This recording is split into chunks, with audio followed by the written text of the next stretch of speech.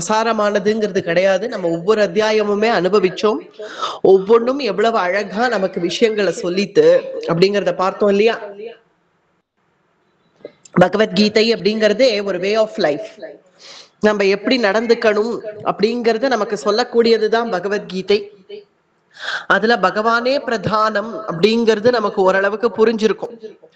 முதல் 6 அத்தியாயங்கள் கர்மயோகம் பகவான் சொன்ன அழகு.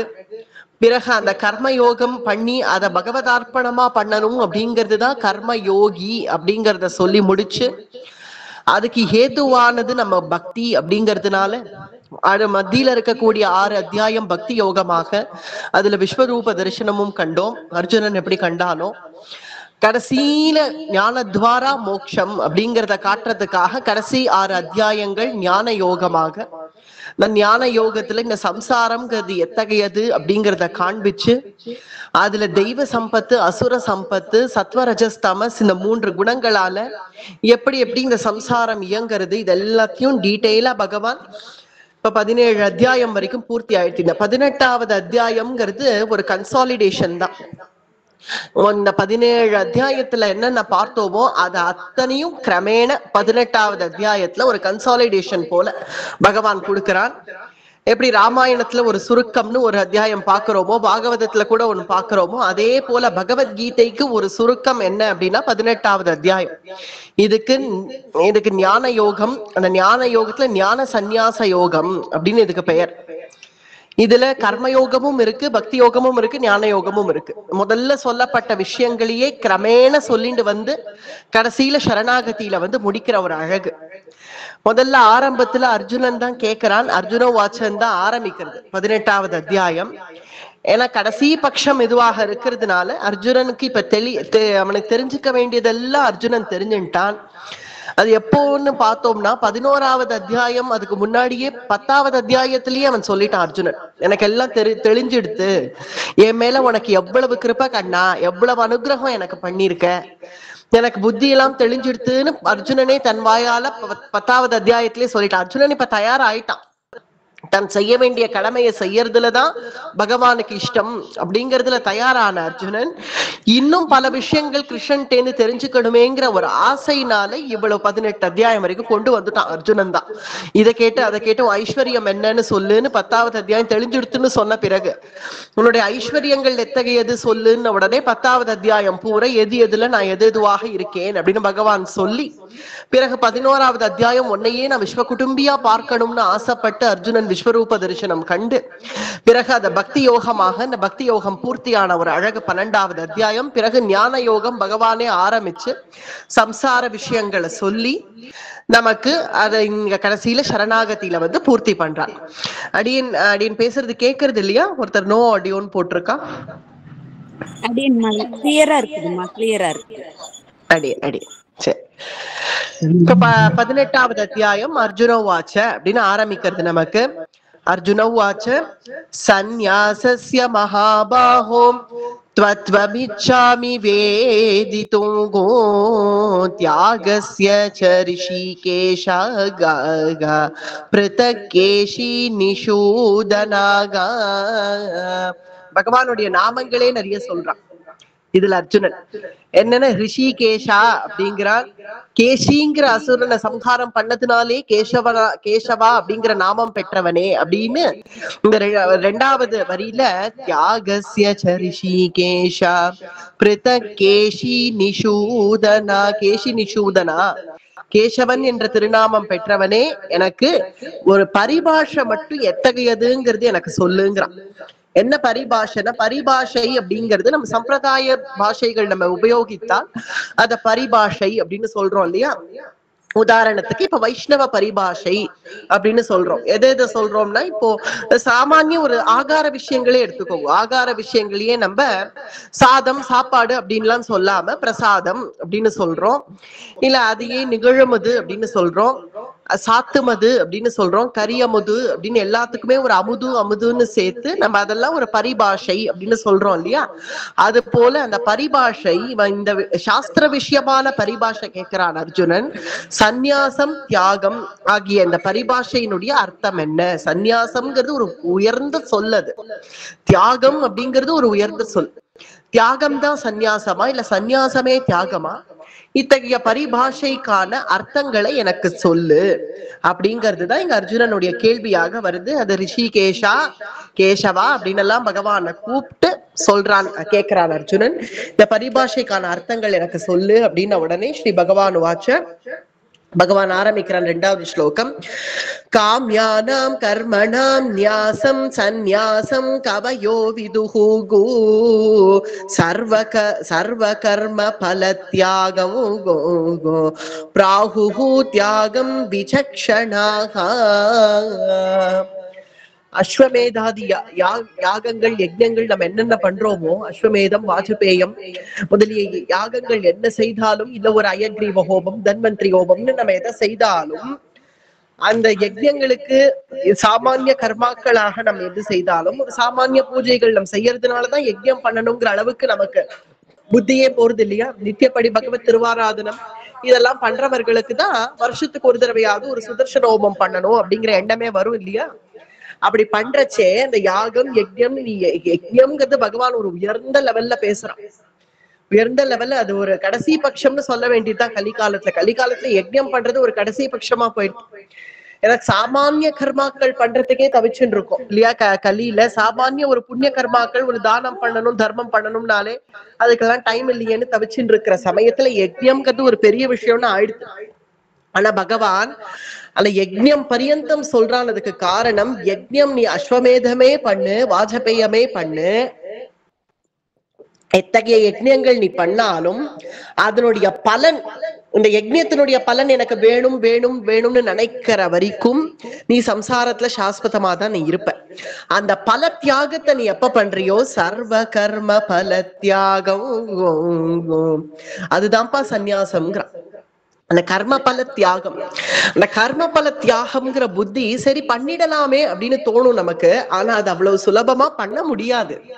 ஏன்னா நம்ம வருஷத்துக்கு ஒரு தடவை தான் ஹோமம் பண்றோம். அந்த ஹோமத்தினுடைய பலன் நமக்கு வேணும் தான் நினைப்போம். நிச்சயமா அந்த ஹோமம் பண்ணா நம்ம குடும்பம் நமக்கு நன்னா இருக்கணும், இல்ல ஒரு அயக்ரீவ் ஹோமம் பண்ணிட்டா என் குழந்தைகள்லாம் நன்னா படிக்கணும், இல்ல ஒரு தன்வந்திரி ஹோமம் பண்ணிட்டா எனக்கு நல்ல ஆயுள் ஆரோக்கியம் நன்னா இருக்கணும், என் குழந்தைகளுக்கு ஆரோக்கியம் நன்னா இருக்கணும் அப்படின்னு பலனை தான் விரும்புவோமே தவிர அந்த பலனை தியாகம் பண்றோங்கிற அத்தகைய தியாக புத்தி வந்துடாது அவ்வளவு சுலபமா.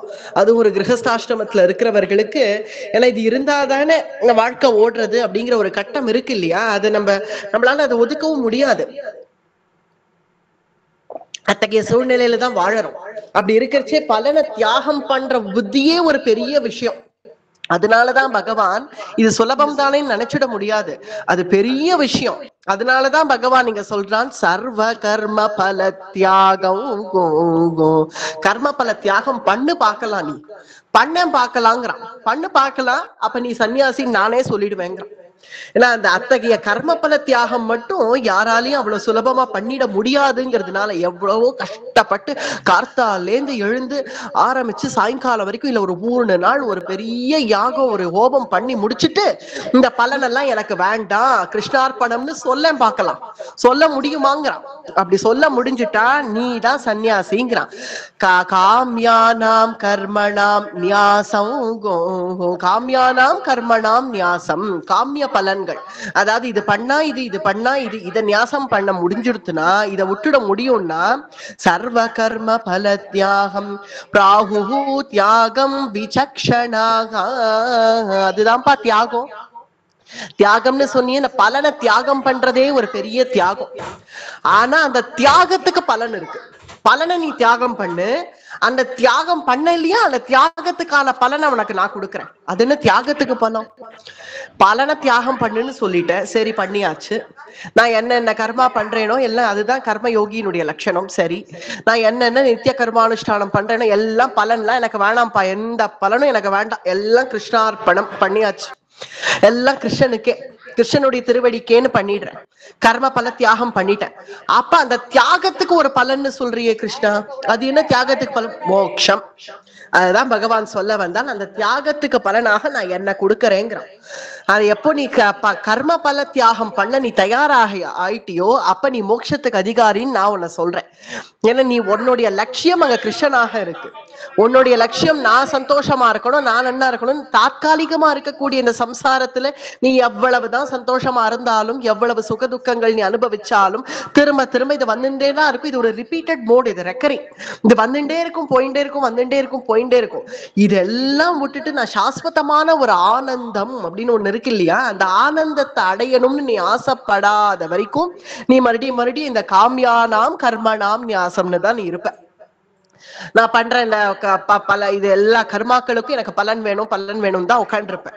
அந்த பலனை மட்டும் தியாகம் பண்ணி பாரு, அதுக்கப்புறம் நான் உனக்கு இருக்கேனா இல்லையா பாருங்கிறான். அந்த தியாகத்துக்கான பலனை நான் கொடுப்பேன் அப்படின்னு பகவான். இதுதான் சந்நியாசம். சந்நியாசம்ங்கிறது ஏதோ நம்ம நம்மளுடைய உடைய மாத்திட்டு போறது சந்நியாசம் இல்லை. நம்மளுடைய அப்பியரன்ஸ், நம்மளுடைய அந்த அப்பியரன்ஸ், பர்சனாலிட்டி இதெல்லாம் மாத்திட்டு போறது சந்நியாசம் இல்லை. இத்தனை நாள் வெள்ளை வேஷ்டி கட்டிட்டேன், இத்தனை இனிமே காஷாயம் கட்டிக்கிறேங்கிறது சந்நியாசம் இல்ல.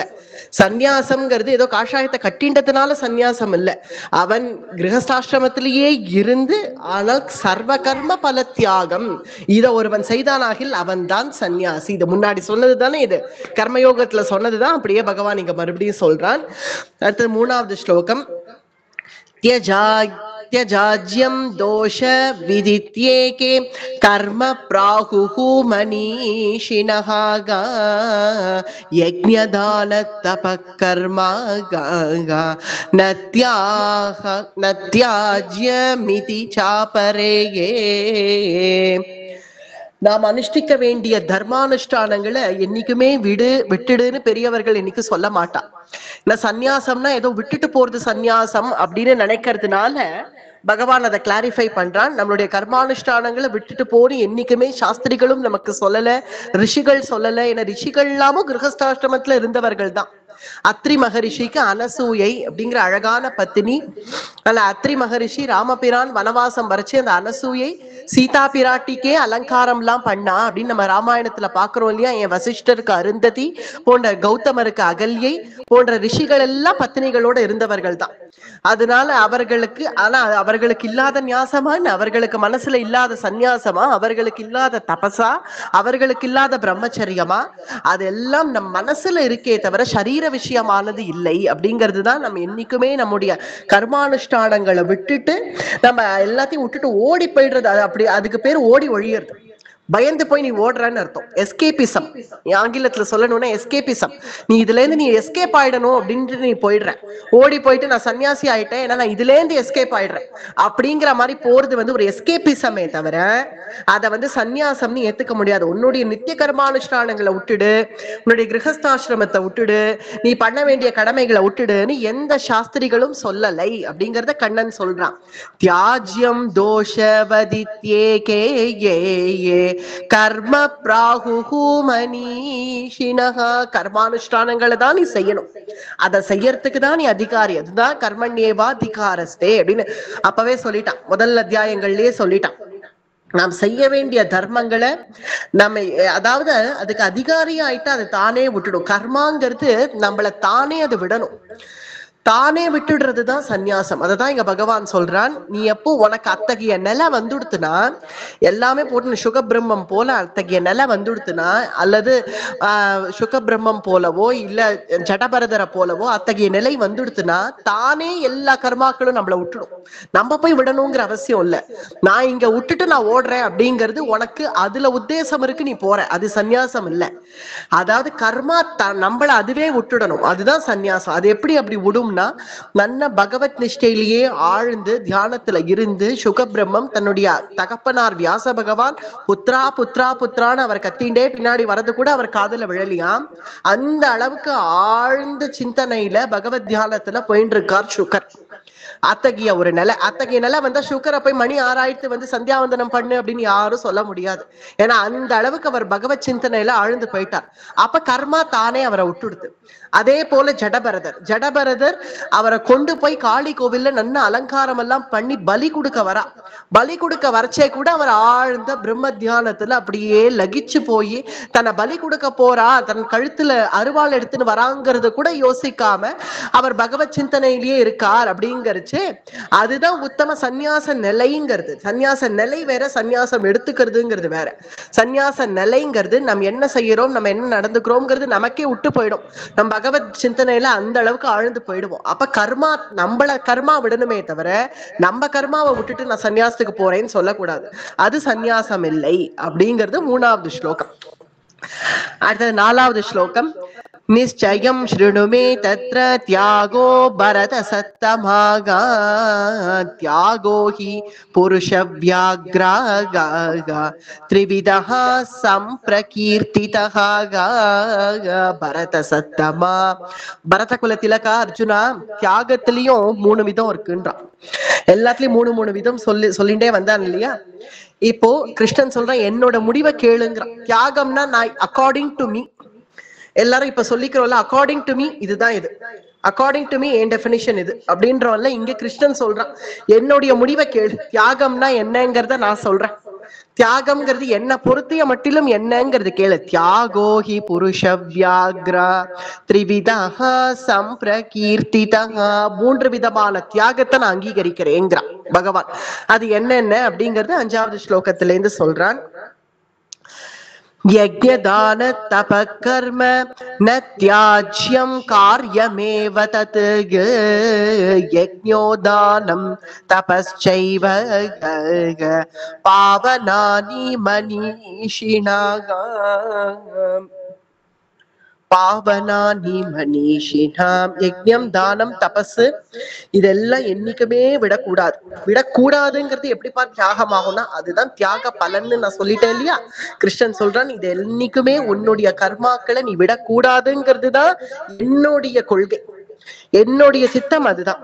அதுவே ஏன்னா அந்த யஜ்ஞம், தானம், தபசு இதெல்லாம் நித்திய கர்மா, இதெல்லாம் நித்திய கர்மா. இதை செய்ய செய்ய எனக்கு எப்படி சந்நியாசம் வரும் அப்படின்னு கேட்டா, இது ஏதோ ஒரு விவேக புத்தினால இதெல்லாம் பண்ண பண்ண எனக்கு எப்ப சந்நியாசம் வரும், அதனால நான் அப்படி போறதுதான் நல்லதுன்னு ஒரு விவேக புத்தியா எனக்கு ஆயிடுத்துன்னு நினைச்சுட்டு நீ கிளம்பினாலும் சரி, இல்ல இதெல்லாம் யாரால முடியும் சார், அதனால நான் பேசாம சன்னியாசத்துக்கு போலான்னு இருக்கேன், ஏன்னா இதெல்லாம் பண்ண வேண்டாம் மூலியம். சன்னியாசத்துக்கு போயாச்சுன்னா இதெல்லாம் நித்திய கிரகஸ்தனுக்கு தானே இதெல்லாம் கடமை. ஒரு யாகம் பண்ணணும் வருஷத்துக்கு ஒரு தடவையாவது, இல்ல ஏதாவது தபஸ் பண்ணணும், தர்மம் பண்ணணும், தானம் பண்ணணும், இதெல்லாம் கிரகஸ்தனுக்கு தானே கடமை.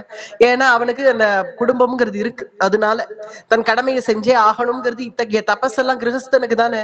இதெல்லாம் யாரால முடியறது? ஆனா இதை செஞ்சுதான் ஆகணுங்கிற ஒரு ஸ்ரத்தை இருக்கிறவன் இதுக்கு பேசாம நான் சன்னியாசத்துக்கே போயிடுறேனே, அங்க போயிட்டா இதெல்லாம் செய்ய வேண்டாம் இல்லையா அப்படின்னு நினைச்சு இதெல்லாம் யாருக்கு முடியும் நினைச்சுட்டு கிளம்பினாலும் சரி, இல்ல எதுக்கு இதெல்லாம் செஞ்சுண்டு, இதெல்லாம் எதுக்கு, என்னத்துக்கு, தேவையே இல்லை அப்படின்னு நினைச்சாலும் சரி, இல்ல ஒரு சோம்பேறித்தனத்தினால வரக்கூடிய ஒரு சந்நியாசம், சோம்பேறித்தனத்தினால என்னால கிரகஸ்தாசிரமத்துல இருக்க முடியல, ஓடி ஓடி போய் சம்பாதிக்க முடியல, நான் பாட்டுக்கு ஒரு ஆசிரமம்னு அமைச்சுட்டு ஒரு இடத்துல உட்காண்டா நான் பிக்ஷைக்கு அதிகாரம் இல்ல, சன்னியாசம் தான். ஆனால் நான் பாட்டு பிக்ஷை எடுத்துண்டு நான் பாட்டு என்னுடைய வயிற்ற பழப்ப நடத்திட்டு ஏன் வரைக்கும் நான் பார்த்துட்டு போறேன் அப்படிங்கிறது சுயநலம். அதுக்கு பேர் சன்னியாசம் இல்ல, சோம்பேறித்தனத்தினால நீ விட்டது.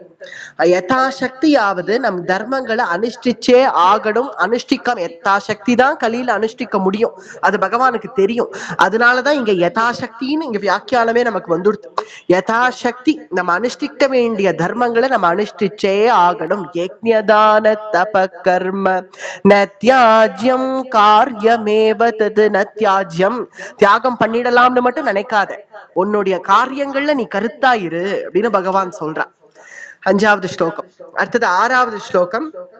ஏதான்யபி து கர்மாணி சங்கம் த்யக்த்வா பலானி ச கர்த்தவ்யானீதி மே பார்த்தா நிச்சிதம் மதமுத்தமம்.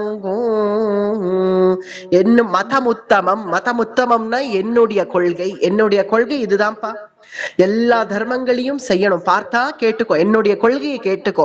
பார்த்தா நிச்சிதம் மதமுத்தமம், என்னுடைய கொள்கை இதுதான். என்னன்னு கேட்டா எல்லா தர்மங்களையும் செய்யணும், ஆனால் அதை ஈஸ்வரார்ப்பணமா பண்ணு. இதுதான் என்னுடைய கொள்கை. நான் உனக்கு உபதேசம் பண்றது இதுதான். ஏதான்யபிது கர்மாணி சங்கம் தியக்த்வா பலானிச்ச தியக்த்வா பலானிச்ச. அந்த பலனெல்லாம் தியாகம் பண்ணிடு. தியாகம் பண்ணிட்டு முடிவை என்கிட்டக்க விடு. முடிவு இதுக்கு என்னதான் முடிவுன்னு அதை என்கிட்டக்க விடு. அதை நான் பாத்துக்கிறேன். அத்தகைய திட விசுவாசம் உனக்கு என் மேல இருந்தா என்கிட்டக்க விடு.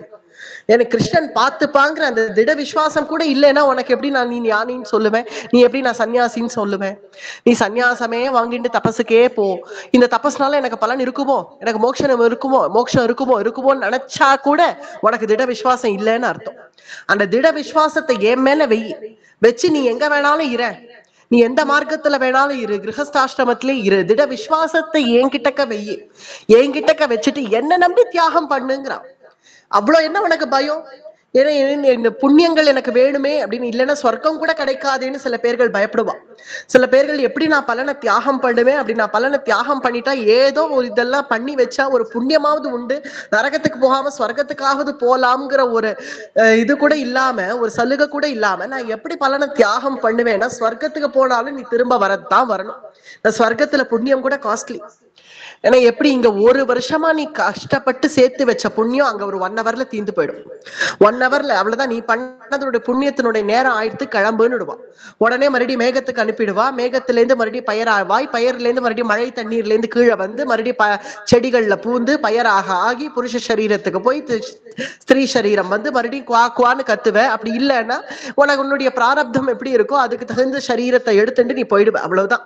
உன்னுடைய புண்ணியத்துக்கு வேல்யூ அவ்வளவுதான்.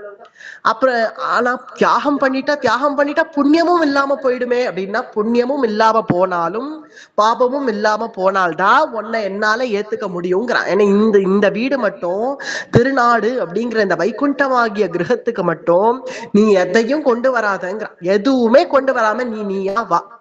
அததான் பகவான் விரும்புறான். நான் இதெல்லாம் கொண்டு வந்திருக்கேன்னு வந்தா, நீ கொண்டு வந்த இல்ல, கொண்டு வரதுக்கான அதிகாரம், அதுக்கான லோகங்கள் வேற, அங்கேயே போன்னு சொல்லிடுவான் பகவான். புண்ணியத்தை கொண்டு வந்தியா போ சொர்க்கத்துக்கு, பாப்பம் கொண்டு வந்திருக்கியா போ நரகத்துக்கு. எதுவுமே இல்லப்பா என்கிட்ட, எல்லாத்தையும் தியாகம் பண்ணிட்டேன், வா என்கிட்ட, உனக்கு என்னுடைய கிரகம் திறந்திருக்கு அப்படின்னு என்ன நம்பி தியாகம் பண்ணு. அப்படி பல தியாகம்ங்கிறது எப்படி பண்ண முடியும்? அது என்ன பார்த்தா தெரியாது. கருப்பா சகப்பா பலன் எப்படி இருக்கும்? தியாகம்னா ஓகே, இது அப்படியே தள்ளி வச்சேன் தியாகம் அப்படின்னு எப்படி தள்ளி வைக்கிறது அப்படின்னா, மனசுல இருக்கக்கூடிய சங்கல்பம் தான். எப்ப சங்கல்பம் பண்ணிட்டு நம்ம ஒரு யஜ்ஞத்துக்கோ இல்ல ஒரு தானத்துக்கோ, ஒரு அன்னதானம் பண்றேன் அப்படின்னு போய் உட்கார்ந்தாலும் அன்னதானம் பலன் உனக்கு கிட்டும்னு அந்த வாத்தியார் சொல்லுவாதான். ஏன்னா நம்ம பெரும்பாலும் நம்ம ஜனங்கள் அப்படிதான் விரும்புறதுனால, அப்படிதான் அதனோட மந்திரங்களும் அப்படி இருக்கிறதுனால வாத்தியார்கள் இது எல்லா பலனும் உனக்கு வரட்டும்னு சொல்லுவாதான். அவ சொல்லிட்டு போட்டோம். ஆனா நீ மனசுல கிருஷ்ணா இந்த பலனெல்லாம் உனக்கு, உன்னுடைய திருவடிக்கு நீ மனசுல அதுதான் பல தியாகம் அப்படிங்கிறது. பல தியாகம்ங்கிறது உன் மனசுல நீ நினைச்சுக்கோ. என்ன இந்த பலன்லாம் என்னது, ஏதோ சொல்றா கிருஷ்ணா, எனக்கு அதெல்லாம் எனக்கு ஒண்ணும் தெரியாது, எனக்கு தெரிஞ்சதெல்லாம் நீ மட்டும்தான், அதனால இவா எதெல்லாம் சொன்னாலும் எல்லாத்தையும் கிருஷ்ணா உன்னுடைய திருவடியிலேயே நான் அர்ப்பணிக்கிறேன் அப்படின்னு நீ திட விசுவாசம் என்னிடத்துல வச்சு அர்ப்பணி, முடிவை நான் பாத்துக்கிறேன். இதுதான் என்னுடைய கொள்கை. பார்த்தா நிச்சிதம் மதமுத்தமம், இது என்னுடைய கொள்கைப்பா. இது என்ன அடையணும்னா நீ எல்லாத்தையும் விடணும், அவ்வளவுதான். நீ எல்லாத்தையும் விட்டுட்டு வா, நீ எப்படி இருக்கியோ இருந்தபடி நீ வா, உன்னை போகமா நான் வச்சுக்கிறேன் வா அப்படின்னு பகவான் நம்மளை அழைக்கிற ஒரு அழகு. அது 6வது ஸ்லோகத்துல நமக்கு தெரியறது. அடுத்தது 7வது ஸ்லோகம். நியதஸ்ய து சந்நியாசஹ கர்மணோ நோபபத்யதே யே மோஹாத்தஸ்ய பரித்யாகஹ தாமசஹ பரிகீர்த்திதஹ. இது கர்த்தவியம் அப்படின்னு சாஸ்திரம் உனக்கு விதிக்கரிச்சே, அதை விடுறதுக்கு நமக்கு என்ன அதிகாரம் இருக்குங்கிறான் பகவான். உன்னுடைய கர்த்தவியம் இந்த தர்மங்களை நீ செய்யணும் அப்படின்னு சாஸ்திரங்கள் நமக்கு விதிச்சிருக்கு. அப்படி விதிச்சிருக்கிறச்சே நீ இல்ல நான் இதெல்லாம் செய்ய மாட்டேன், அதனால நான் ஓடிடுறேன், முன்னாடி சொன்ன அதே விஷயம்தான், அதனால நான் ஓடிடுறேன், சன்னியாசத்துக்கு போயிடுறேன் அப்படின்னு சொல்றது சன்னியாச நிலையே கிடையாது. நீ கர்மாவுக்கு தான் அதிகாரி. பெரும்பாலும் நீ கிரகஸ்தனாகத்தான் இருக்கணும். என கிரகஸ்தனா இருந்து ஒருவேளை அதுல ஏதாவது மாறுதல்கள், ஒரு தப்பு தண்டா வந்துட்டா கூட அதை திருத்திக்கிறதுக்கு வாய்ப்பு இருக்கு. கிரகஸ்தனா இருந்தா சரி கிருஷ்ணா ஏதோ தெரியாம ஏதோ பண்ணிட்டேன், மன்னிச்சுடு, எனக்கு க்ஷமாபணம் பண்ணு, ஒரு தடவை பண்ணிட்டு வந்து மன்னிப்பு கேட்கறது பேர் கிடையாது. இத தப்பு வேணும்னு போய் பண்ணுவா, பண்ணிட்டு வந்து கிருஷ்ணா மன்னிச்சுடு கிடையாது, உத உண்டு. அதுதான் முன்னாடி அத்தியாயத்திலே பகவான் சொல்லிட்டான், அந்த மாதிரி எல்லாம் பண்ணேன்னா உத உண்டு உனக்குன்னு. அதெல்லாம் கிடையாது, ஏதோ தெரியாம ஒரு தடவை பண்ணிட்டேன் தப்பு. ஆனா ரியலைசேஷன்ங்கிறது வந்துடும். இந்த ரியலைசேஷன்ங்கிறத வந்த பிறகு நான் உன்னை சரணாகதி பண்றேன், இனிமே இந்த மாதிரிலாம் என்ன பண்ணாம நீயே நடத்திட்டு போ, என்ன உன்னுடைய பக்தனா வச்சுக்கோ அப்படின்னு ஒரு தடவை வந்து என்ன சரணாகதி பண்ணா, சரி போறது போ, ஏதோ தெரியாம தப்பு பண்ணிட்டு இனிமே ஒழுங்கா இரு பயல அப்படின்னு சொல்லி உன்னை ஆட்கொள்றதுக்கு ஒரு வாய்ப்பாவது இருக்கு. அஜாமிலனை போல, அஜாமிலன் அப்படித்தானே பகவான் ஆட்கொண்டான். அப்படி பண்றதுக்கு ஒரு வாய்ப்பாவது இருக்கு. நீ கிரகஸ்தனா இருந்தா, நீ அங்க போறேன்னு போன பிறகு, சன்னியாசத்துக்கு போன பிறகு நீ ஏதாவது தப்பு தண்டா பண்ணியோ, அதுக்கப்புறம் உன்னை நானே நினைச்சாலும் நான் விடவே மாட்டேன், உனக்கு உத உண்டு.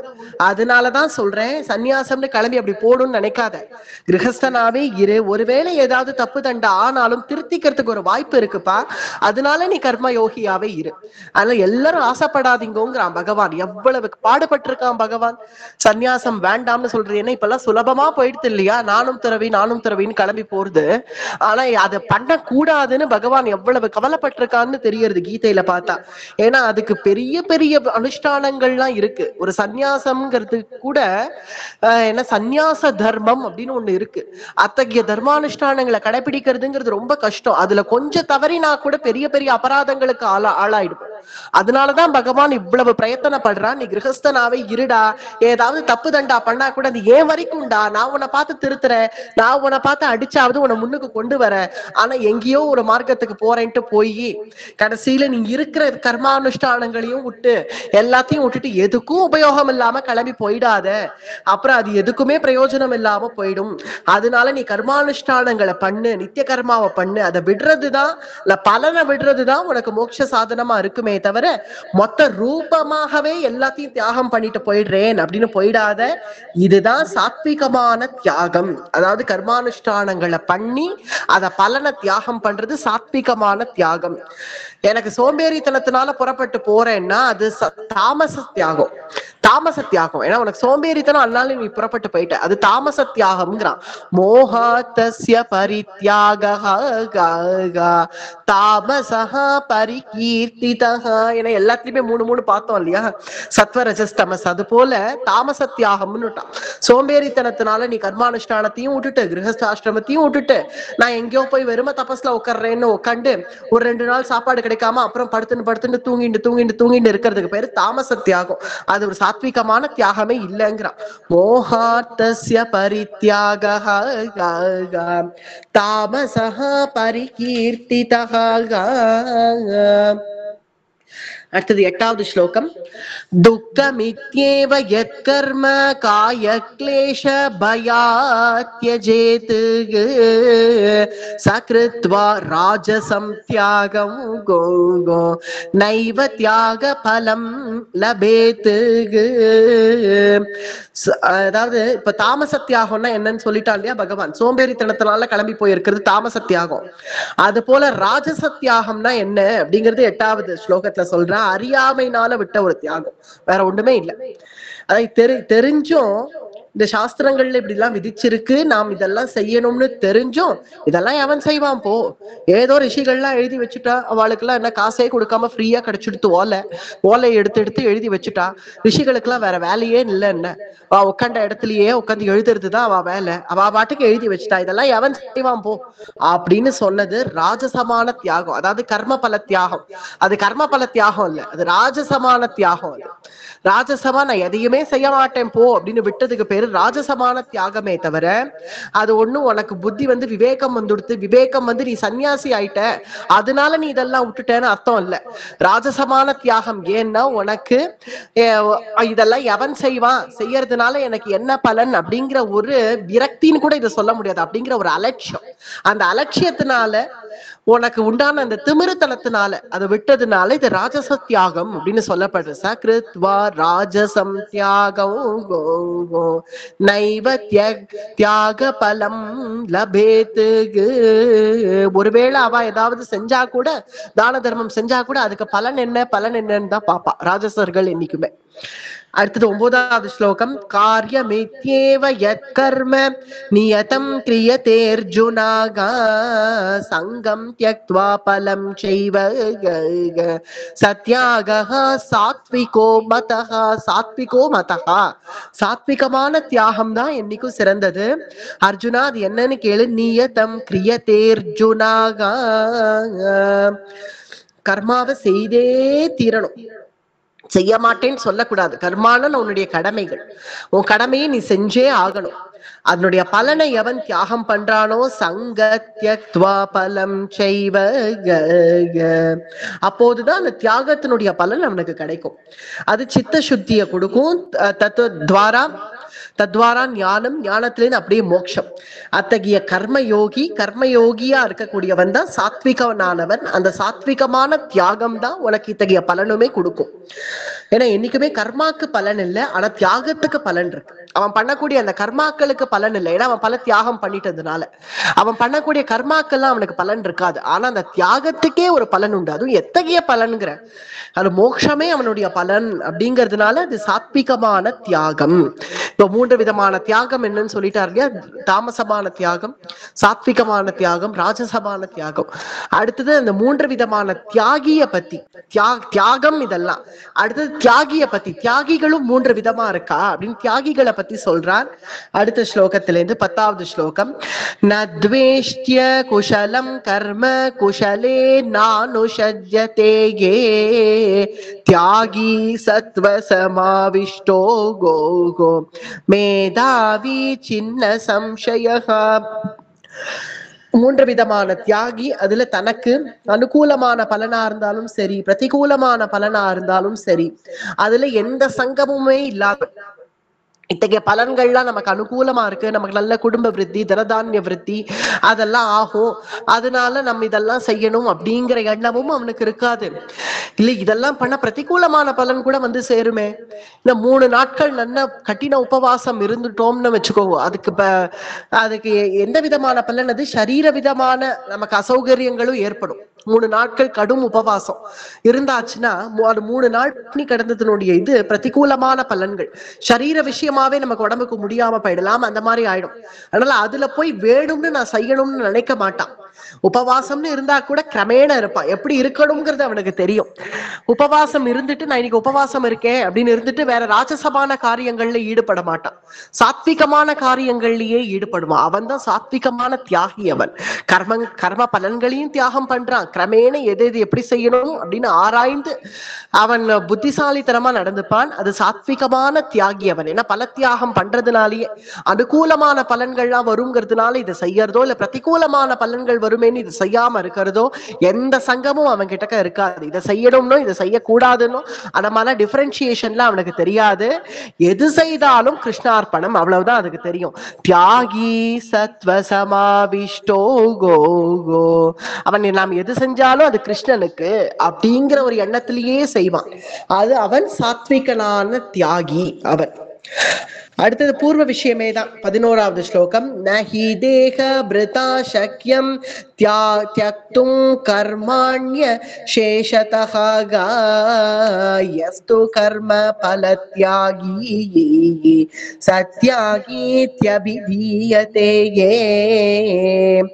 சர்வதஹ கர்மாவை விட்டுட்டு அப்படி எல்லாத்தையும் விட்டுடுறேன் அப்படின்னு எல்லா கர்மாவையும் விட்டுட்டு போனா சரீர யாத்திரை கூட நடக்காது. அப்புறம் எப்படி நமக்கு நடமாடுறது, எப்படி குளிக்கிறது, எப்படி சாப்பிடுறது, ரூபமான கர்மா அரூபமான கர்மா ஸ்வரூபமான கர்மா எல்லாத்தையும் விட்டுடுறேன் அப்படின்னு விட்டுட்டு திட நிஷ்டை போய் உட்காந்து சத்தியாகிரகம் பண்றேன்னு ஒரு 3 நாட்கள் உட்காருவான். வேறு மதங்கள் அது இருக்கு. அது என்ன மதம்னு அடியேன் சொல்ல விரும்பல, ஆனா நீங்க அது என்னன்னு போய் பார்த்தா உமக்கே தெரியும்.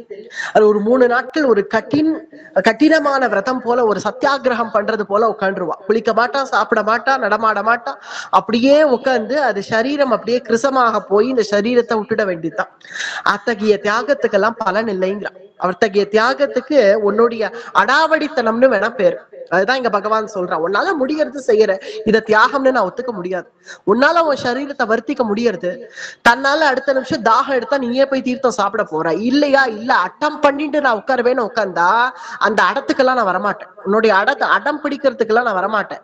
அப்ப அந்த சத்தியாகிரகம் பண்ணி உயிரை விட்டதுனால உனக்கு தற்கொலையினுடைய தோஷமும் வந்தாலும் வரும், தற்கொலை பண்ணிட்டேங்கிற தோஷம் வந்தாலும் வரும். அதனால அதெல்லாம் ஒத்துக்க முடியாது. இதெல்லாம் என்னால தியாகம்னு ஒத்துக்க முடியாதுப்பா.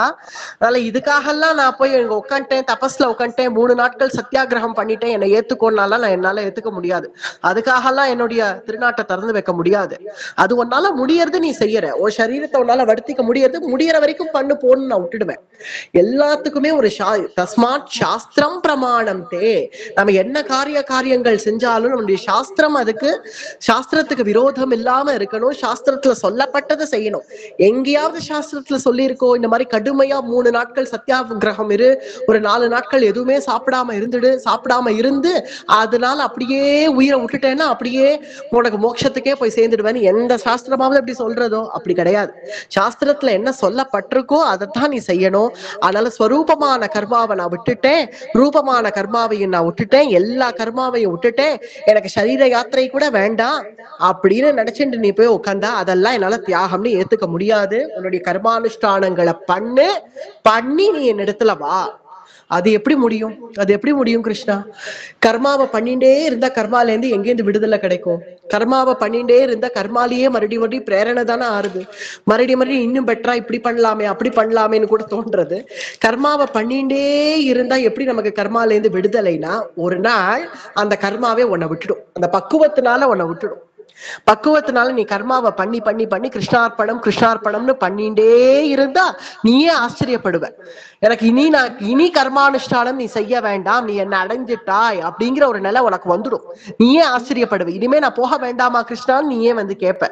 நீயே என்னை கேட்டு இனிமே நான் சம்சாரத்துக்கு என்ன அனுப்ப மாட்டேன், இல்ல என்கிட்ட வந்ததுக்கு அப்புறம் நான் எங்க அனுப்ப போறேன் அப்படின்னு உன்னை அழைச்சு நான் வச்சுருவேன். இனி நீ எந்த கர்மானுஷ்டானமும் செய்ய வேண்டாம், என்னிடத்துல சாஸ்வதமா இருக்கலாம் அப்படிங்கிற ஒரு நிலை உனக்கு வரும். அது வரணும்னா நீ இன்னைக்கு கர்மானுஷ்டானம் பண்ணியே ஆகணும். நீ கர்மா பண்ணிண்டே இருந்தாதான் உனக்கு அத்தகைய பக்குவம் உனக்கு தானா வரும். அடுத்தது 12வது ஸ்லோகம். அனிஷ்டமிஷ்டம் மிஸ்ரம் ச த்ரிவிதம் கர்மண பலம் கோ பவத்யத்யாகினாம் பிரேத்யக நது சந்நியாசினாம் க்வசித். இஷ்டமான பலன், அனிஷ்டமான பலன், நடுத்தரமான பலன் அப்படின்னு 3 விதமான பலன்கள். உண்மையான பல தியாகம் அப்படிங்கிறது யார் செய்யறாளோ அவளுக்குதான் இந்த 3 விதமான பலன்களும் அவளை எட்டாது. இஷ்டமான பலன் அப்படிங்கிறது எனக்கு இந்த சாமானிய விஷயங்கள்ல எனக்கு லோக சுகங்கள் வேணும், அதனால நான் இதெல்லாம் செஞ்சேன் அப்படிங்கிறது இஷ்டமான பலன். நடுத்தரமான பலன் அப்படிங்கிறது நீ செய்யறதுனாலேயே அதுக்கான பலன்கள் உனக்கு சேரும். இன்னொன்னு தேவையில்லாததெல்லாம் கூட சில சமயம் சேர்ந்துடும். சில சமயம் நம்ம இதை எதிர்பார்க்கவே மாட்டோம், இதை நான் எதிர்பார்த்து செய்யவே இல்லையே, இது எதுக்குதான் எனக்கு வந்ததோ எனக்கு புரியலையே. ஏன்னா தேவையில்லாத ஒரு சொத்தை நம்ம வாங்கிடுவோம், நமக்கு பலனாக அது வாங்குறச்சு ரொம்ப நல்லா இருக்கும், நம்ம சந்தோஷமா வாங்கிடுவோம். வாங்கி முடிச்சு அது கடைசியில இதுக்கு பட்டாவே இல்லப்பா, இது உன்னை ஏமாத்தி ஒருத்தன் கொடுத்துட்டான், இது என்னுடையதுன்னு வேற ஒருத்தர் கோர்ட்ல கேஸ் எல்லாம் போட்டு அதை வாங்கிட்டு போன பிறகு தெரியும் இது நான் எதுக்குதான் வாங்கினேனோ தெரியல, தேவையில்லாதது இது அப்படின்னு அப்ப தோணும் இல்லையா? பலன் அடையறச்சு சந்தோஷமா இருக்கும். பிறகு நமக்கே தோணும் இது தேவையில்லாதது, இது ஏன் தான் எனக்கு வந்ததோ, வராமலே இருந்திருக்கலாம் அப்படின்னு சொல்லக்கூடிய தேவையில்லாத பலன்கள். இது எல்லாமே சாமானிய தர்மங்கள்ல கர்மானுஷ்டானம் செய்யற வரைக்கும் இந்த 3 விதமான பலன்கள் வந்துட்டேதான் இருக்கும். த்ரிவிதம் கர்மண பலம் கோ. ஆனால் இந்த பலன்கள் எல்லாத்தையும் தியாகம் பண்ணிட்டோம்னு வச்சுக்கோ, அப்ப இந்த அனிஷ்டமான பலன்கள் கூட நம்மள சேராது. நிஜமாவே நம்ம சொத்தே வாங்கியிருந்தா கூட அத பகவான் நமக்கு ஹிதமான ஒரு சொத்தா நமக்கு ஏற்படுத்தி கொடுத்துடுவான். ஏன்னா நமக்கு கிருஷ்ணார்ப்பணம்னு நம்ம பண்ணிட்டதுனாலேயே, பலன் தியாகம் பண்ணிட்டதுனாலேயே அனிஷ்டமான பலன்கள் நம்மள சேராது. அதனால எப்போ ஒருத்தன் பல தியாகம் பண்ணிட்டானோ அவனுக்கு இந்த 3 பலன்களும் அவனை கிட்டாது. எப்போ நீ எனக்கு பலன் வேணும் வேணும் வேணும் நினைச்சு பண்றியோ அப்ப இந்த பலன்கள் இந்த 3 விதமா உனக்கு வந்துட்டே இருக்கும். உனக்கு இஷ்டமான பலன், உனக்கு தேவையில்லாததான ஒரு பலன்கள், அப்புறம் நடுத்தரமான பலன்கள். இது 3 உன்னை எட்டின்டே இருக்கும். 13வது ஸ்லோகம். பஞ்சைதாரி மகாபாஹோ காரணானி நிபோதமேயே சாங்கியே கிருதாந்தே ப்ரோக்தானி யேகி சித்தயே சர்வ கர்மணாக. லோகத்துல எல்லா காரியங்களும் நடக்கிறதுக்கு ஒரு 5 விதமான காரணங்கள் இருக்குங்கிறான். பஞ்சைதானி மகாபாகோ காரணானி நிபோதமே. நீ எது செய்தாலும் இந்த லோகத்துல 5 விதமான காரியங்கள் அது இருந்தாதான் நீ எதுவா இருந்தாலும் செய்ய முடியும். 5 விதமான காரணங்கள் அது இருந்தாதான் எந்த காரியமாக இருந்தாலும் நீ செய்ய முடியும். அது என்ன 5 விதமான காரணங்கள் அப்படிங்கறத அடுத்த ஸ்லோகத்துல சொல்றான். 14வது ஸ்லோகத்துல அதிஷ்டானம் ததா கர்த்தா காரணம் ச ப்ருதக் விதங்கோ விவிதாஸ்ச ப்ருதக் சேஷ்டா தெய்வம் சைத்வாத்ர பஞ்சமம். 5 விதமான காரணம். ஒண்ணு என்னன்னா அதிஷ்டம். அதிஷ்டம் ததா கர்த்தா. அதிஷ்டம், அதிஷ்டம்ங்கிறது நம்மளுடைய சரீரம். நம் சரீரம் இருக்கிறதுனாலதான் நம்மளால காரியங்கள் எல்லாம் பண்ண முடியாது. கர்த்தா, கர்த்தாங்கிறது ஜீவன். நம்ம ஜீவன், அந்த சரீரம் மட்டும் இருந்தா போறாது. ஒரு பிரேதத்தினால எந்த காரியமும் பண்ண முடியாது. அது உள்ளுக்குள்ள அந்த ஜீவன், அந்த சைத்தன்யம் இருந்தாதான் நம்ம எல்லா காரியங்களும் செய்ய முடியும். அதிஷ்டானம் ததா கர்த்தா காரணம். காரணம்ங்கிறது நம்முடைய இந்திரியங்கள், கண்ணு, மூக்கு, காது, இந்த இந்திரியங்கள்லாம் இருந்தாதான் நம்மளால எந்த காரியமுமே செய்ய முடியும். அது ப்ருதக் விதம் விவிதாஸ்ட ப்ருதக் சேஷ்டா அப்படிங்கிறது இந்திரிய வியாபாரங்கள். இந்த இந்திரியங்களால நம்ம செய்யக்கூடிய விஷயங்கள். கண்ணுனா பார்க்கும், மூக்குனா முகரும், காதுனா கேட்கும் அப்படின்னு இந்த இந்திரிய வியாபாரங்கள். இது 4வது. 5வது தெய்வம் சைத்வாத்ர பஞ்சமம். தெய்வம் சைவாத்ர பஞ்சமம். 5வது தெய்வம். இது 5 இருந்தாதான், இந்த 5 காரணங்கள் இருக்கிறதுனாலதான் எல்லா காரியங்களும் நடக்குது. அதாவது அதிஷ்டானம் சரீரம், கர்த்தா ஜீவன், காரணம் இந்திரியம், பிருத்தக் விதம் அந்த இந்திரிய வியாபாரங்கள், தெய்வம். இது 5மே எல்லா காரியங்கள்லயும் இருக்கு. எந்த காரியத்தை எடுத்து பார்த்தாலும் இந்த 5 இருக்கும். இந்த 5 இருக்கிறதுனாலதான் காரியங்களே நடக்குது. சரீரம் இருந்தாதான் இந்திரியம் இருக்கு. இந்திரிய வியாபாரங்கள் தான் நம்மளுடைய கர்மாக்கள். இது அங்க எல்லாமே சேர்ந்துதான் நம்ம கர்மா நடக்கிறது இல்லையா? இந்த சரீரம் இருக்கிறதுனாலதான், அங்க உள்ள ஜீவ சைத்தன்யம் இருக்கிறதுனாலதான் இந்த சரீரம் நடமாடுறது. அதுல இந்திரியம் இருந்தாதான் இந்திரிய வியாபாரங்கள் நமக்கு நடக்கும். ஏன்னா கண்ணு பாக்குறது, கண்ணால பார்க்கணும், காதால கேட்கணும், மூக்கால முகரணும், கையால காரியங்கள் செய்யணும், காலால நடக்கணும். இது எல்லாமே கர்மா தான். நம்ம செய்யக்கூடிய கர்மாக்கு ஹேத்து தான் இது. நல்ல விஷயங்களையே பார்த்தா நல்ல கர்மா, தீய விஷயங்களை பார்த்தா கெட்ட கர்மா, நல்ல விஷயங்களையே கேட்டா நல்ல கர்மா, தீய விஷயங்களை கேட்டா கெட்ட கர்மா. அதனால இது எல்லாமே, இந்த இந்திரிய வியாபாரங்கள் எல்லாமே நம்ம பண்ணக்கூடிய கர்மா தான். அதுல இந்த விஷயங்களை கிரகிச்சிக்க கூடியது இது எல்லாமே, இந்த இந்திரியங்கள் எல்லாமே.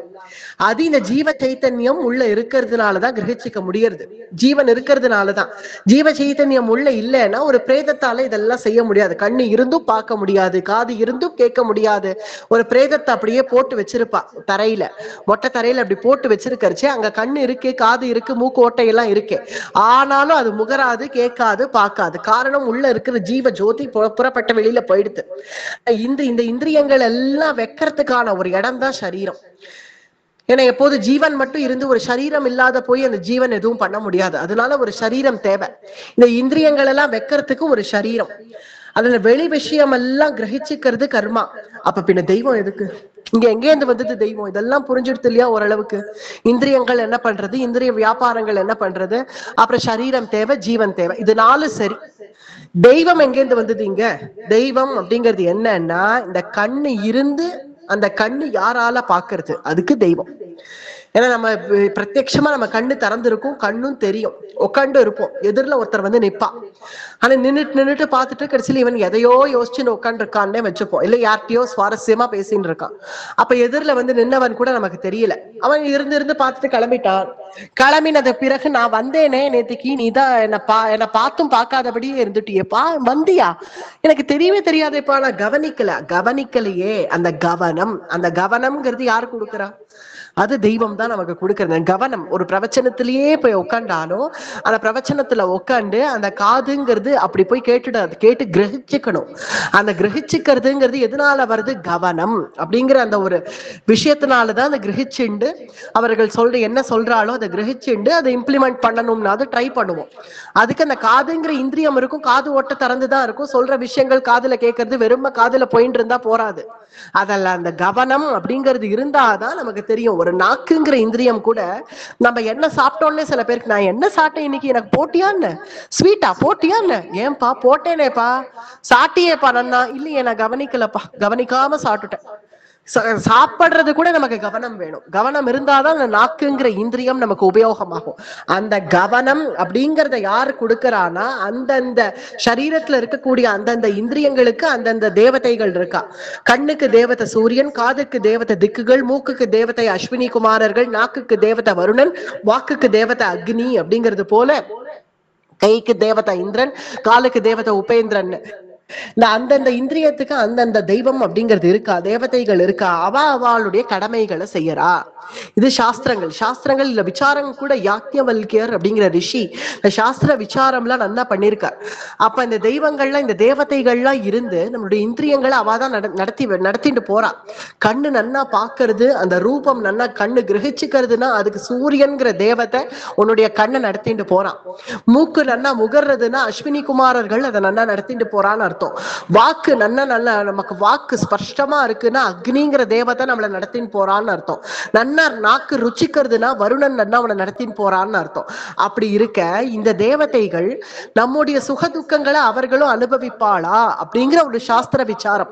இந்த தேவதைகள்லாம் நமக்கு அங்கமாக இருந்து நம்மளை இதெல்லாம் செயல்படுத்த வைக்கிறார்கள்னா அப்ப நம்முடைய சுகம் இந்த தேவதைகளுடைய சுகம், நம்முடைய துக்கம் இந்த தேவதைகளுடைய துக்கம். அப்படியா அப்படின்னா அதுதான் சாஸ்திர விசாரங்கள் பண்ணி முடிவு எழுதியிருக்கா. அந்த யாக்ஞவல்கியர் போன்ற ரிஷிகள்லாம் என்ன சொல்றா, உன்னுடைய சுக துக்கங்கள்ல எதுலயும் அவ படமாட்டா, அவ வெறுமை இயங்குவா. நம்ம நிறைய இந்த உதாரணம் சொல்லியிருக்கோம் இல்லையா, இந்த லைட்டுங்கிறது வெறுமை வெளிச்சத்தை கொடுக்கும், அவ்வளவுதான். அதுக்கு கீழே உட்காந்து நம்ம பாராயணமும் பண்ணலாம், சூதாட்டமும் செய்யலாம், மதுபானமும் செய்யலாம். அது புத்திங்கிறது நம்முடைய சுதந்திரம். அப்படி இருக்க வெளிச்சம் கொடுக்கறது தான் அந்த தேவதைகளுடைய கடமையே தவிர, ஆனா அவர்களுடைய சுக துக்கத்திலயோ பலன் நிஷ்பலன்லயோ எதுலயும் அவ பட்டுக்கவே மாட்டா. ஏன்னா அவர்கள் சந்தோஷம் வேணா படுவா. நல்ல பகவத் விஷயமா கேட்டா காதுக்கு உண்டான தேவதை திக்குகள் அதுகள்லாம் சந்தோஷப்படும். பகவத் விஷயமா கேட்கறதே அப்படின்னு சந்தோஷப்படும். இல்ல கண்ணு நன்னா பகவானையே பார்க்கணும், இல்ல நல்ல விஷயங்களை பார்க்கணும், சாதுக்களை பார்க்கணும்னு கண்ணு தேடித்துனா கண்ணுக்கு உண்டான தேவதை சூரியன் சந்தோஷப்படுவார். சரி நன்னா இந்த ஜீவன் நடக்கிறதே இதுக்கு நம் பிரேரணையா இருக்கோமேன்னு சந்தோஷப்படுவான். இது துஷ்ட காரியங்கள் செஞ்சா அப்பவும் அதுக்கு பிரேரணையா தேவதைகள் இருக்கே அப்படின்னு நினைக்க கூடாது. பிரேரணையா இருக்க வேண்டியது தேவதைகளுடைய கடமை. ஏன்னா பகவான் நீ இவர்களுக்கு அந்தந்த பட்டனை அழுத்துன்னு கொடுத்திருக்காங்க. பட்டன் கண்ட்ரோல் அந்த தேவதைகள்கிட்ட இருக்கு. கண்ணு வெறுமை பார்த்துட்டு இருந்தா கூட கிரகிச்சுக்க முடியாது. சூரியன்கிற தேவதை அந்த பட்டனை அழுத்தினாதான், அந்த கவனமாகி அந்த பட்டனை அழுத்தினாதான் நம்ம கண்ணு கிரகிக்கும். கிரகிச்சுனா வந்துட்டியா வா வா அப்படின்னு சொல்லும். இல்ல காதுக்கு உண்டான தேவதை அந்த திக்குகள் அந்த பட்டனை அழுத்தினாதான், கவனமாகி அந்த பட்டனை அழுத்தினாதான் காதுகள் நம்ம நல்லா கிரகிச்சுண்டு எனக்கு நல்லா புரியுது அப்படின்னு தெரியும். இல்லைன்னா காது ஓட்ட மூக்கு ஓட்ட எல்லாம் திறந்தே இருந்தா கூட அதெல்லாம் கிரகிச்சுக்க முடியாது. அதுக்கு உண்டான தேவதைகள் அந்த வேலையை பாக்குறா. அவர்கள் பாக்குற வேலையினாலதான் நம்மளுடைய இந்திரியங்கள் வேலையே செய்யறது. அப்படி இருக்க துஷ்ட காரியங்களுக்கும் அவர்கள் அந்த இந்திரிய விஷயமான பட்டனை வேணா அழுத்துறாளே தவிர மத்தபடி உன்னுடைய துக்க காரியங்கள் நீ பண்றச்சு அவ வருத்தம் தான் படுவா. இப்படி பண்றாளே இதுக்கு ஹேத்துவா நம்ம இருக்கோமே அப்படின்னு வருத்தப்படுவார்கள் அத்தகைய தேவதைகள் அப்படின்னு சாஸ்திர ரீதியான நிர்மாணம் பண்ணிருக்கார்கள் நம்முடைய ரிஷிகள். ஆனா அந்த தேவதைகளுக்கு உன்னுடைய பலனோ உன்னுடைய அப்பலனோ உன்னுடைய புண்ணியமோ பாப்பமோ எதுவும் அவர்களுக்கு அண்டாது. அவர்கள் வெறும் வெளிச்சத்தை மட்டும் கொடுக்கறா. உன்னை செயல்படுத்துறதுக்கான உனக்கு அந்த ஆக்சஸ்ன்னு இருக்கு இல்லையா, அந்த ஆக்சஸ் கொடுக்கறா. கண்ணு மூக்கு காது இதுக்கான ஆக்சஸ் அவ கொடுக்கறா. அதை எப்படி பயன்படுத்திக்கணுமோ அது உன்னுடைய விஷயம். இப்பெல்லாம் நம்ம ஐடி கம்பெனில தானே பெரும்பாலும் எல்லாரும் வேலை செய்யறா. உள்ள போறதுக்கு ஒரு ஸ்வைப் பண்ணுவோம் வாசல்ல, ஒரு ஆக்சஸ். அந்த ஆக்சஸ் நமக்கு ஆபீஸ் கொடுத்துடுவான். நீ உள்ள போய் உட்காந்து நீ நன்னா வேலை செய்யறது உன்னுடைய விஷயம். இல்ல நன்னா வேலை செய்யலைன்னா வேற என்னத்தையாவது பண்ணின்றதா அது உன்னுடைய தலையெழுத்து. அதுக்கும் இந்த கம்பெனிக்கும் பொறுப்பு இல்லை. அவளுடைய டியூட்டி அவ ஆக்சஸ் கொடுக்கணும் உனக்கு, அவ்வளவுதான். அத்தகைய ஆக்சஸ் நமக்கு தேவதைகள் இந்த இந்திரியங்கள் மூலமா கொடுக்கறா. அதை நல்ல விஷயமா உபயோகப்படுத்திக்கிறதோ படுத்திக்காதது நம்முடைய கையில இருக்கு அப்படிங்கிறது சாஸ்திர நிர்மாணம் நிர்மாணம். அதனால இந்த 5 கொண்டுதான் தெய்வம்ங்கிறது தேவதைகளை குறிக்கிறது. இங்க இந்த 5 விஷயத்தை கொண்டுதான் நமக்கு எல்லா காரியமுமே நடக்கிறது அப்படின்னு பகவான் சொல்றான். அதிஷ்டானம் ததா கர்த்தா காரணம் ச பிருதக் விதௌகோ விவிதாச்ச பிருதக் சேஷ்டா தெய்வம் சைவாத்ர பஞ்சமோகோ. 5 விஷயங்கள் என்னென்ன? சரீரம், ஜீவன், இந்திரியம், இந்திரிய வியாபாரங்கள், தெய்வம். இந்த 5 சேர்ந்துதான் எல்லா விதமான காரியங்களையும் நம்ம நடத்திட்டு போறது. அடுத்தது 15வது ஸ்லோகம்.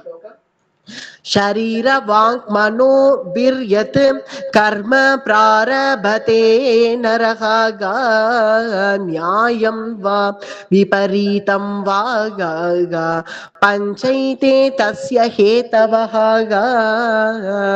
விபரீதமான கர்மா பாபம்னு பெயர், நியாயமான கர்மா புண்ணியம் அப்படின்னு பெயர். இது ரெண்டுத்துக்குமே இந்த 5 காரணங்கள் தேவைப்படுறது. அதாவது இந்த ஜீவன், நமக்கு அதுக்கான இந்திரியங்கள், இந்திரிய வியாபாரங்கள், நமக்கு சரீரம், தெய்வம் அப்படின்னு அந்த 5 விஷயங்கள் சொன்னோம் இல்லையா? இந்த 5மே நமக்கு விபரீதமான கர்மா செஞ்சாலும் சரி, நியாயமாகிய கர்மா செஞ்சாலும் சரி, அதாவது பாபம் புண்ணியம், இது ரெண்டுத்துல எது பண்ணாலும் இந்த 5 காரணத்தினாலதான் இது நடக்கிறது. விபரீதமான கர்மாக்களுக்கும் தெய்வம் ஒத்துழைக்கிறது, அதாவது தேவதைகள் ஒத்துழைக்கிறார்கள். புண்ணிய கர்மாக்களுக்கும் அவர்கள் ஒத்துழைக்கிறார்கள். அது முன்னாடி சொன்ன அதே விஷயம்தான். அவர்கள் தன்னுடைய கடமையை செய்யறார்கள், அவர்கள் சைத்தன்யம் கொடுக்கிறார்கள்.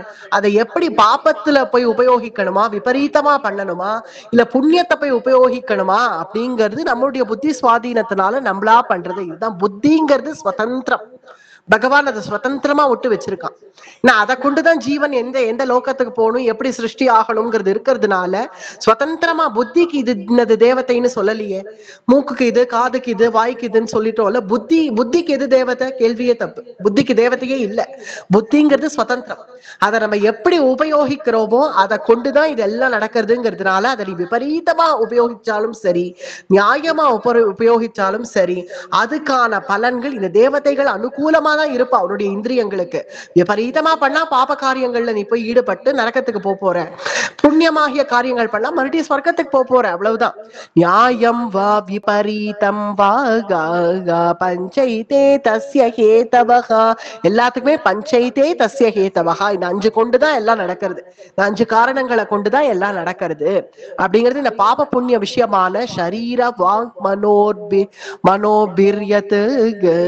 சரீரம், வாக்கு, மனசு எல்லாமே இந்த 5 காரணங்களை கொண்டுதான் நடக்கிறது. 16வது ஸ்லோகம். தத்ரைவம் சதி கர்த்தாரம் ஆத்மானம் கேவலம் துயஹா பஷ்யத்ய கிருத புத்தித்வான் நச பஷ்யதி துர்மதி. இத்தகைய லாபம் நஷ்டம்ங்கிறது இந்த ஜீவனுக்கு தான். தேவதைகளுக்கு எந்த லாப நஷ்டமும் இல்லை. தேவதைகள் இந்த இந்திரியங்கள் எல்லாம் நடத்தின்னு போறார்கள்ங்கிறதுனால அவர்களுக்கு இதுல லாபமோ நஷ்டமோ எதுவும் இல்லாம இல்ல முக்கியமாகிறது இந்த ஜீவன் தான். பாப காரியங்கள் பண்ணாலும் சரி, புண்ணிய காரியங்கள் பண்ணாலும் சரி, அத சேர்றது இந்த கர்த்தாரம் ஆத்மனம் கேவலம் துயகாக சேர்றது இந்த ஜீவனுக்கு தான். எல்லாமே ஒரு ஒர்க் ஷாப் நடக்கிறது. இந்த ஒர்க் ஷாப்ல நிறைய பேர்கள் சேர்ந்து வேலை செஞ்சுட்டு இருக்கா. அந்த ஒர்க் ஷாப்ல முதல் போட்டவன் அவன் தான் சிஇஓ, அவன் தான் ஓனர். ஆனா இங்க மேனேஜ்மெண்ட் இருக்கு, அதுக்கு கிளர்க் எல்லாம் இருக்கா, ஒர்க்கர்ஸ் இருக்கா, லேபரர்ஸ் இருக்கா, எல்லாரும் சேர்ந்து நல்லா ஒர்க் பண்ணிட்டு இருக்கா. ஏதோ லாஸ்ல போகும் போல தெரிஞ்சுடுத்துனா மெதுவா கொஞ்சமா எல்லாரும் லீவ் போட ஆரம்பிப்பா. அப்படியே ஸ்ட்ரைக் பண்ணுவா, அப்படியே கிளம்பி போயிடுவா லேபரர்ஸ். அதுக்கப்புறம் அங்க வேலை செய்யறவா மேனேஜ்மெண்ட், லேபரர்ஸ் ஒர்க்கர்ஸே கிளம்பிட்டா. இவன் நம்ம இங்க இருந்து என்ன பண்றதுன்னு மேனேஜ்மெண்ட் அவாளும் அவ்வளவுதான் சார் எங்களால முடியும், அவ்வளவுதான் மேடம் கிளம்புறோம் அப்படின்னு அந்த ஓனர் கிட்ட சொல்லிட்டு அவளும் கிளம்பிடுவா. அது அந்த மாதிரி அந்த ஓனர் கிளம்பி ஓடிட முடியுமோ? அவன் என்ன பண்ணுவான், இந்த லாபம் நஷ்டம் எது வந்தாலும் இது நம்ம தானே ஆரம்பிச்சோம்னு அவன் தான் எல்லாத்தையும் எடுத்துன்னு உட்காந்துருப்பான். அது போலதான் இந்த ஜீவன் தான் எல்லாத்தையும் எடுத்துக்கிறாங்க. கொஞ்சம் கொஞ்சமா ஒவ்வொன்னா கிளம்பிடும். இந்திரியங்கள் அப்படியே மெதுவா கிளம்பும். இந்திரியங்கள் கிளம்பி இனி நான் வேலை செய்ய மாட்டேன்னு கண்ணு காது மூக்கெல்லாம் வேலையை விட்டுட்டு அது கிளம்பிடும். இது எல்லாத்துக்கும் மேனேஜ்மெண்டா இருக்கக்கூடிய அந்த தேவதைகள் அவ கிளம்பிடுவான். அட இது இனிமே வேலைக்கு ஆகாதுப்பா, அவ்வளவுதான், இந்த சரீரம் போறதுன்னு அவ கிளம்பிடுவான். அவளும் கிளம்பி போயிடுவான். கடைசியில இந்த என்ன புண்ணியம் பண்ண என்ன பாவம் பண்ண, அட இந்த தேவதைகள்லாம் தானப்பா எனக்கு பட்டனை அழுத்தினா, அவெல்லாம் தானப்பா எனக்கு இந்திரியங்கள் எல்லாம் வேலை செய்ய வச்சா. அவ இந்திரியங்களை உனக்கு வெறும் ஆக்சஸ் கொடுத்தா, அவ்வளவுதான். ஓம் புத்தியால நீ என்ன செஞ்ச? பாபம் பண்ணியா புண்ணியம் பண்ணியா அத பொறுத்துதான் உனக்கு நான் நிச்சயிக்கவே போறேன். தத்ரைவம் சதி கர்த்தாரம் ஆத்மானாம் கேவலம் துயகா, எல்லாம் இந்த ஆத்மாவை தான் வந்து சேரும். அதனாலதான் ஜாக்கிரதையா நடந்துக்கோன்னு பகவான் ஜாக்கிரதைப்படுத்துறான். நீ எது செய்யறியோ உன்னுடைய காரியங்களுக்கு நீயே பொறுப்பு. ஜாக்கிரதையா இரு, யாரையும் நீ காமிச்சிட முடியாது. திருதராஷ்டிரன் சொல்றது போல, என்ன தெய்வம் தான் இந்த புத்தியை கொடுத்திருக்கு, தெய்வம் தான் என்ன தப்பு பண்ணுன்னு சொல்றது அப்படின்னா அது அவனுடைய எண்ணமே தப்புன்னுட்டான் பகவான். தெய்வம் உனக்கு எந்த புத்தியும் கொடுக்கல, நீ நல்லது பண்ணுன்னு சொல்லல, கெட்டது பண்ணுன்னு சொல்லல. உன்னுடைய காரியங்களுக்கு நீயே தான் பொறுப்புன்னு பகவான் சொல்றான். பின்னாடி பாரத யுத்தம் முடிஞ்சு திருதராஷ்டிரன்ட்ட வந்து பகவான் பேசறச்சு இதைத்தான், நீ இவ்வளவு நடந்த அத்தனை குலநாசம் ஆயிடுத்துன்னு திருதராஷ்டிரன் புலமின் இருக்கறச்சே இதுக்கெல்லாம் நீ தான் காரணம், கிருஷ்ணன் நடத்தினான்னு சொல்லாத, எல்லாத்துக்கும் காரியங்கள் நீதான். முதல்லேந்து ஆரம்பிச்சு பாபங்கள் பண்ணது யாரு பீமனுக்கு விஷம் வச்சது, யாரு அரக்க மாளிகையில தீ வச்சது, யாரு பாண்டவர்களை சூதாட வச்சது, யாரு பாண்டவர்களை ஓட அடிச்சது, இது எல்லாம் நீ பண்ணிட்டு கடைசியில கிருஷ்ணன் தான் யுத்தத்தை நடத்தினான்னு என் மேல போடாத பழிட்டான் பகவான். இதெல்லாம் நீ செய்யாத, உன்னுடைய காரியங்களுக்கு நீ அனுபவிக்கிற, அதனால ஜாக்கிரதையா இரு அப்படின்னு பகவான் இந்த ஸ்லோகத்துல ஜாக்கிரதைப்படுத்துறான் நம்மள. 17வது ஸ்லோகம். यस्य नाहं कृतो भावो बुद्धिर्यस्य न लिप्यते ये हत्वापि स हमां लोकान् न हन्ति न निबध्यते ये. எவனுக்கு நான் அப்படிங்கிற அபிமானம் இருக்கும் இல்லை, அபிமானம் எவனுக்கு இது சரீரம் தானே அப்படிங்கிற அபிமானம் விட்டுடுத்துனா நமக்கு எல்லாமே விட்டுடும். நம்ம ஏதாவது பாபம் பண்ணா கூட விட்டுடும் அப்படின்னு இங்க சொல்லப்படுறது. பாபம் பண்ணா கூட விட்டுடும்னா பின்ன கண்ணன் என்னதான் சொல்ல வர, நான்கிற அபிமானம் இல்லைன்னா. ஏன்னா கண்ணன் நீங்க ஒரு பிரௌடிவாதம் போல இது தெரியும் கண்ணன் நீங்க சொல்றது, ஆனா அது என்னங்கிறத வியாக்கியானத்தை பார்த்தாதான் நமக்கு புரியும் கண்ணன் என்ன சொல்ல வந்தான்னு. எவனுக்கு நம் சரீரம்னே நான் நினைக்கிற வரைக்கும் நம்ம பாபம் புண்ணியம் ரெண்டுத்துலயுமே ஈடுபடுவோம். ஏன்னா இந்த சரீரத்துக்கு நல்ல புண்ணியம் வேணும், அப்பதான் இந்த சரீரம் இந்த நம்ம நல்ல சுகத்தை அனுபவிப்போம் அப்படின்னு புண்ணிய கர்மாக்கள்ல ஈடுபடுவோம். இல்ல இந்த சரீரமே நான் என் சந்தோஷத்துக்காக நான் எந்த எல்லைக்கும் போவேன் அப்படின்னு பாப காரியங்கள்ல ஈடுபடுவோம். அப்படி இருக்கு இந்த சரீர அபிமானம், இந்த சரீரம் நானே, இது இல்லை, என்னுடைய ரூபம் வேற, என்னுடைய நிஜஸ்வரூபம் வேற, ஆத்மாதான் சாஸ்வதம், அந்த ஆத்மா போய் பகவான் அடையிற நாள் தான் உன்னதமான நாள் அப்படின்னு சரீர அபிமானத்தை விட்டுட்டு ஒருத்தன் இருந்தானாகில் அவன் பாபம் பண்ணாலும் பாபமாக ஆகாதுன்னு சொன்னது போல தெரியும் இந்த ஸ்லோகத்தை பார்த்தா. ஹத்வா பீசஹமாங் லோகானு நஹந்தி ந நிபத்யதே, நஹந்தி ந நிபத்யதே அப்படின்னா அவன் எது செய்தாலும் அவனுக்கு பாபமாக ஆகாதுன்னா அப்ப எனக்கு சரீர அபிமானமே இல்லை அப்படின்னு சொல்லிட்டு நான் கொலை பண்ணலாம், திருடலாம், என்ன வேணா செய்யலாம் அப்படிங்கிறதான்னு பார்த்தா அது இல்ல அர்த்தம். அதாவது சரீர அபிமானம் போனவன் இத்தகைய பாப காரியங்கள்லாம் நான் செய்யணும்னு மனசால கூட நினைக்க மாட்டான் அப்படிங்கிறது இங்க வியாக்கியானம். மனசால கூட எப்ப சரீர அபிமானம் நமக்கு போயிடுத்தோ இனி இத்தகைய பாப காரியங்கள்ல நம்ம ஈடுபடவே மாட்டோம். புண்ணிய காரியங்கள்லயே நம்ம கிருஷ்ணார்ப்பணமா செய்திடுவோம்னு இருக்கும் பட்சத்துல பாப காரியங்கள்லயா நம்ம ஈடுபட போறோம். அதனால எந்த பாபமும் அவனை அண்டாது. காரணம் அவன் சரீர அபிமானத்தை விடுறதுனால. சரீர அபிமானத்தை விட்டவனுக்கு தான் புண்ணியமும் அண்டாது பாபமும் அண்டாது, ரெண்டுத்தையுமே இறக்கி வச்சாதான் என்னை வந்து அடைய முடியும் அப்படிங்கறத 17வது ஸ்லோகத்துல சொல்றான். அதான் 18வது ஸ்லோகம். ஞானம் ஞேயம் பரிஜ்ஞாதா த்ரிவிதா கர்ம சோதனாகா கரணம் கர்ம கர்த்தேதி த்ரிவிதா கர்ம சங்கிரஹா. எல்லாத்துலயுமே மூணு விதம் சொன்னான் இல்லையா? அது போலவே இந்த 18, 19 இந்த 2 ஸ்லோகமுமே எல்லாம் மூணா சொல்லிடுவார். ஞானம் நேயம் பரிஜ்ஞாதா த்ரிவிதா கர்ம சோதனா. எல்லாமே எதை எடுத்தாலும் 3 உண்டு. சத்வ ரஜஸ் தமஸ் குணங்கள் எடுத்தாலும் 3. அது போல எந்த காரியத்துக்கும் 3 இருக்கு. என்னன்னா இப்ப பாக்குறது பார்வை அப்படிங்கிற ஒரு சாமானிய ஒரு காரணத்தை எடுத்தா பார்ப்பவன், பார்க்கப்படும் வஸ்து பார்வை, பார்க்கப்படும் வஸ்து எதை பார்க்கிறானோ அது, பார்க்கிறவன் அந்த கர்த்தா யார் பார்க்கிறானோ அவன் பார்க்கிறவன். அப்ப அவனுடைய பார்வை, அவனுடைய திருஷ்டிங்கிறது சரியா இருக்கணும். இது 3 இருக்கும். கேட்கறது அப்படின்னு எடுத்துட்டா கூட கேட்பவன், கேட்கப்படுகின்ற வஸ்து, கேள்விங்கிறது நம்ம காதுக்கு உண்டான தன்மை, காதுக்கு அந்த கிரகிச்சுக்கிற சக்தி, அது கேள்வி. கேட்பவன், அதை கேட்கக்கூடிய கர்த்தா, கேட்கப்படும் வஸ்து. அவன் நல்ல நாம விஷயங்கள் கேட்டானா கேட்கப்படுற வஸ்து நல்ல வஸ்து. இல்ல வேற வேற எல்லாத்தையெல்லாம் உட்காந்து கேட்டுன்னு உட்காண்டான்னா அது தீய வஸ்து. அதை கேட்கப்படுற வஸ்து, கேட்கிறவன், அந்த கேள்வி அப்படிங்கிறது 3. அதே போலதான் ஒவ்வொன்றுத்துக்கும் இந்த 3 இருக்கு இல்லையா? அதே போலதான் ஞானத்துக்கும் இந்த 3. என்னன்னா தெரிஞ்சுக்கிறவன் யார்? அந்த ஞானம்ங்கிறது தெரிஞ்சுக்கிறது. ஞானத்துக்கான சரியான டெபினிஷன் இல்லைன்னு சொல்லிட்டோம். ஞானம்ங்கிறது தெரிஞ்சுக்கிறதுன்னு வச்சுட்டா கூட தெரிஞ்சு கொள்பவன், தெரியப்படுகின்ற வஸ்து, தெரிகின்றவை அப்படின்னு இந்த 3ஆக இருக்கு. எல்லாத்துக்குமே எதை எடுத்தாலும் இந்த 3ங்கிறது இருக்கு இல்லையா? நம்ம எதை தெரிஞ்சுக்கிறோம்ங்கிறது, இந்த தெரிஞ்சுக்க கூடிய கர்த்தா, அந்த தெரிஞ்சுக்கிற வஸ்து அப்படிங்கிற எல்லாத்துக்குமே 3 இருக்கு. காரணம் கர்ம கர்த்தே தீ த்ரிவிதா கர்ம சங்கிரக, த்ரிவிதா கர்ம சங்கிரகா. எதை எடுத்தாலும் அதுல இந்த 3 இருக்கு. என்ன யார் கர்த்தாவோ அவன் பார்க்கிறவன், இல்ல பார்க்கப்படுற வஸ்து. அந்த கர்த்தா எதை பார்க்கிறான்? அது பார்க்கப்படுற வஸ்து.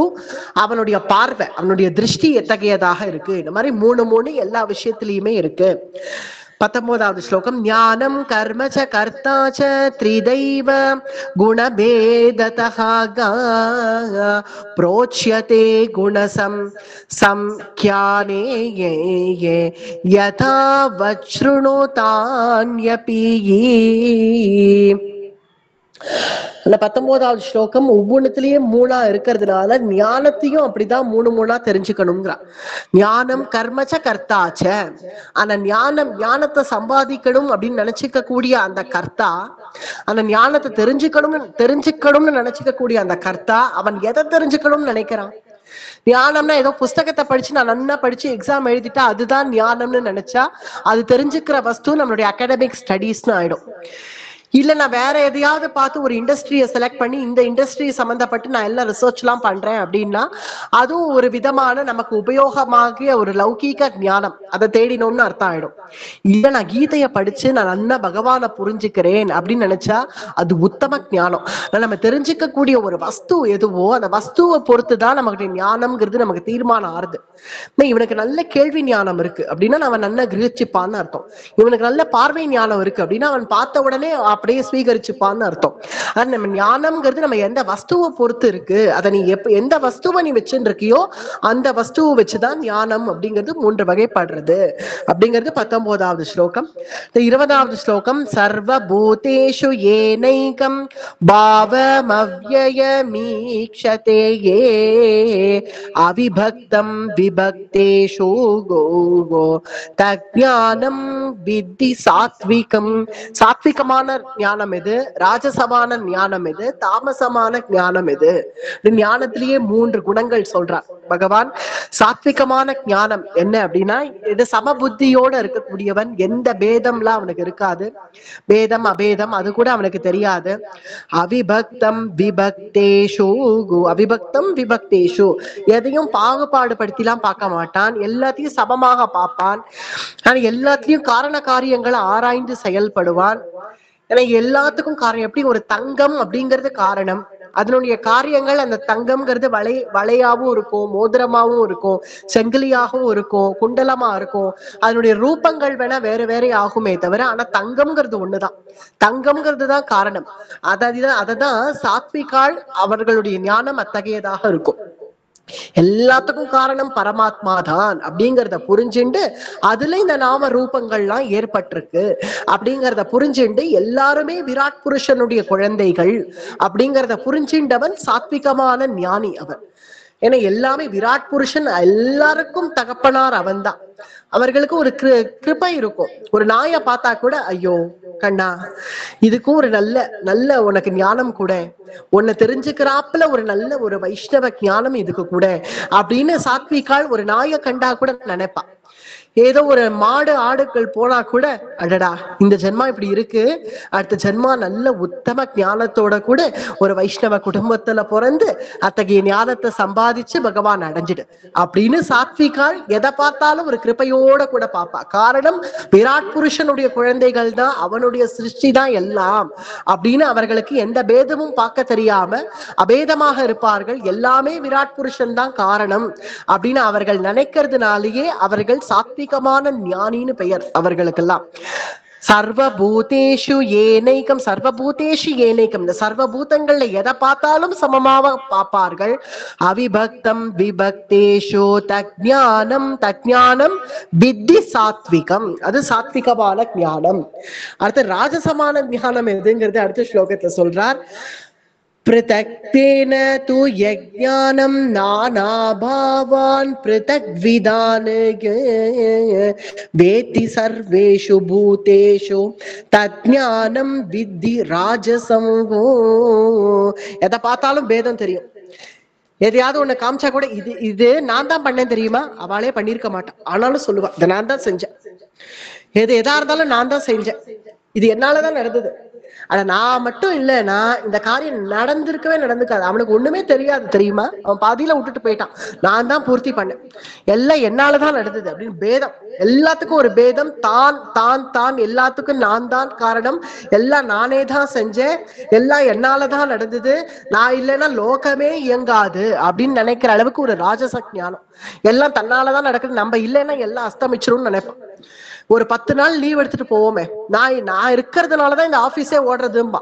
ஒரு 10 நாள் அவனுக்கு ஏதோ உடம்பு வந்துடுத்து, அவனால உட்காந்து வேலை செய்ய முடியல, 10 நாள் லீவ் எடுத்தாலும் ஆபீஸ் இயங்குறது. திரும்பி வந்து பார்த்தா ஆபீஸ் உள்ளது உள்ளபடி அப்படியே தான் இருக்கும். நீ இல்லாததுனால அங்க அஸ்தமிச்சுடுதுன்னு கிடையாது. ஆனா நம்ம நினைச்சுக்கிறது என்ன நினைப்போம், நம்ம இல்லைன்னா இந்த ஆபீஸே மூடின்னு போயிடுவா போல இருக்குன்னு நினைச்சுப்பான். அவர்கள் தான் ராஜச ஞானி. அவர்களுடைய ஞானம்ங்கிறது ராஜசமானது. எல்லாம் தான் அப்படிங்கிற ஒரு அகம்பாவத்தோட கூட இருக்கும். கெடுத்ததை வாதான ஆயிடும். ஃபைனலா பார்த்தா அது உள்ளது உள்ளபடி அப்படியே விட்டுருந்தா கூட அது நன்னன் ஆயிருக்கும் ஒரு காரியம். ஆனா எல்லாம் நான் பண்றேன் நம்ம பேர் தான் ஃபர்ஸ்ட் இருக்கணும், நோட்டீஸ்ல நம்ம பேர் இருக்கணும், எங்க பேனர்ல நம்ம பேர் இருக்கணும், எங்க பார்த்தாலும் போஸ்டர்ல நம்ம பேர் தான் போடணும் அப்படிங்கிற ஒரு ஆசையில விழுந்தடிச்சு நான் இதை பண்றேன் அதை பண்றேன்னு பண்ணிட்டு கடைசியில மொத்தத்தையும் சொதப்பிட்டு போயிடுவான். அத்தகையவன் ராஜசமான ஞானம் அவனுக்கு. எல்லாம் தன்னாலதான் நடக்கிறது அப்படின்னு நினைச்சுப்பான். வேத்தி சர்வேஷு பூதேஷு தஜ்ஞானம் வித்தி ராஜசம். வேத்தி சர்வேஷு பூதேஷு, இந்த அகில லோக ஜகத்து தன்னாலதான் நடக்கிறது அப்படிங்கிற லெவலுக்கு அவனுடைய ஒரு ஞானமானது ராஜசமான ஞானம். எல்லாத்துலயும் அவனுக்கு பேதம் தெரியும். அடுத்து தாமச ஞானம் என்ன அப்படின்னு பார்த்தா, யத்து கிருஷ்ண வதேகஸ்மின் கார்யே சக்தமஹைதுகௌ அதத்வார்த்த வதல்பம் ச தத்தாமச முதாகிருதௌ. அல்பம்னு அவரே சொல்லிட்டான். அல்ப ஞானம், எதுலயும் ஒரு பிரகாசம் இருக்காது. நமக்கு எதை செய்யணும், இதை நானா செஞ்சேன் எனக்கே தெரியலப்பா போப்பா அப்படின்னு எல்லாத்துலயும் ஒரு அலுப்பு. அட நீ தானடாப்பா பண்ண, இந்த காரியம் நீ செஞ்சியப்பா பண்ணேனா, நான் என்னதோ நினைச்சுன்னு பண்ணேன், அது இன்னதான் முடிஞ்சது, சரி போ நான் தான் பண்ணேன்னா சந்தோஷம் அப்படின்னு பேசுறதே ஒரு அலுப்பு, பேசுறதே ஒரு அழுத்துண்டு பேசுவா. அதாவது சாத்விகனுக்கும் இந்த தாமசத்துக்கும் ரெண்டு பேருமே பார்த்தா, சாத்விகனுக்கு எந்த பேதமும் தெரியாது, அதனாலயே அவன் நிஷ்பலமாக எல்லாத்தையும் விட்டுட்டு எல்லாத்தையும் சமமா பார்த்துட்டு போவான். தாமசனுக்கு சோம்பேறித்தனத்தினாலேயே எல்லாத்தையும் விட்டுடுவான். சோம்பேறி இதெல்லாம் யாரு பண்ணுவா போ, எனக்கு நான் பாட்டுக்கு சாட்டா போறோம் தூங்கினா போறோம், சாட்டா போறோம் தூங்கினா போறோம். அந்த சோம்பேறித்தனத்தினாலேயே அவன் எல்லாத்தையும் விட்டுடுவான். சாத்விகன் சமபுத்தினால எல்லாத்தையும் விடுவான். இவன் தாமசன் சோம்பேறித்தனத்தினாலேயே எல்லாம் விடுறதுனால இவர்கள் ரெண்டு பேரும் பார்த்தா விட்டது போலதான் தெரியும். ஆனா சாத்விகமான தியாகம்ங்கிறது வேற, தாமசமான தியாகம்ங்கிறது வேற. இவனுடைய செய்கை எதுலையுமே ஒரு பிரகாசம் இருக்காது. எதை செஞ்சாலும் ஒரு ஆத்துக்காரியம் பண்றேன்னு தான் எழுதுப்பான். பண்றேன்னு எழுது ஒரு சாமானிய ஆத்துக்காரியமே எடுத்துப்போம், ஒரு கிரக காரியமே எடுத்துப்போம். பண்றேன்னு எழுந்து ஒரு சாத்விகன் பண்றதுக்கும் ஒரு ராஜசன் பண்றதுக்கும் தாமசம் பண்றதுக்கும் வித்தியாசம் இருக்கு. சாத்விகன் நல்ல நிறுத்தி நிதானமா எது எது எப்படி எப்படி அடுக்கி வைக்கணுமோ அப்படி எப்படி வச்சு, அப்பவும் அது பண்ணிட்டே இருக்கிறச்சே கூட ஏதாவது ஒரு பஜனை பாடிண்டு கிருஷ்ணநாமம் சொல்லிட்டு பண்றது சாத்விகன் செய்யக்கூடிய காரியங்கள். ராஜசன் அப்படியே தட்டா லட்டி எல்லாத்தையும் பாத்திரத்தை போட்டு உருட்டு ஒட, அது ராஜசன். ராஜசன் எதை பண்றோன்னே தெரியாது, எல்லாம் போட்டு படா படா படா படான ஒரே சத்தம், அது ராஜசன். தாமசன்கிறவன் அப்படியே மசமசன்னு அப்படி மெதுவா எழுந்து அண்ணனட போட்டு அப்படியே கண்கள் அப்படியே சுருங்கி இருக்கும். ஒரு பாதி தூக்கத்துல பாதி மயக்கத்துல வந்து நம்ம என்ன புளிய கரைக்கிறோமா உப்பு போடுறோமா எதையும் தெரியாம என்னத்தையோ ஒண்ணு பண்ணிட்டு நான் தான் பண்ணேன்னு கொண்டு வந்து எதையோ ஒண்ணு இறக்கிட்டு போவோம், அது தாமசன். இது நம்ம கிரகத்திலேயே பார்த்தா இது தெரியும். நமக்கு இந்த 3 விதமான காரியங்கள் பண்றதுல சாத்விகன் பண்றது நமக்கு நல்ல எல்லாருக்கும் பிடிச்ச மாதிரி இருக்கும். ராஜசன் பண்றதுங்கிறது ஒரு விதமான அறக்குறையா இருக்கும். ஏன்னா அவனை பகவானுக்கு அவசரமா எண்ணத்தையோ ஒண்ணு பண்ணி இறக்கிட்டு போயிடும்.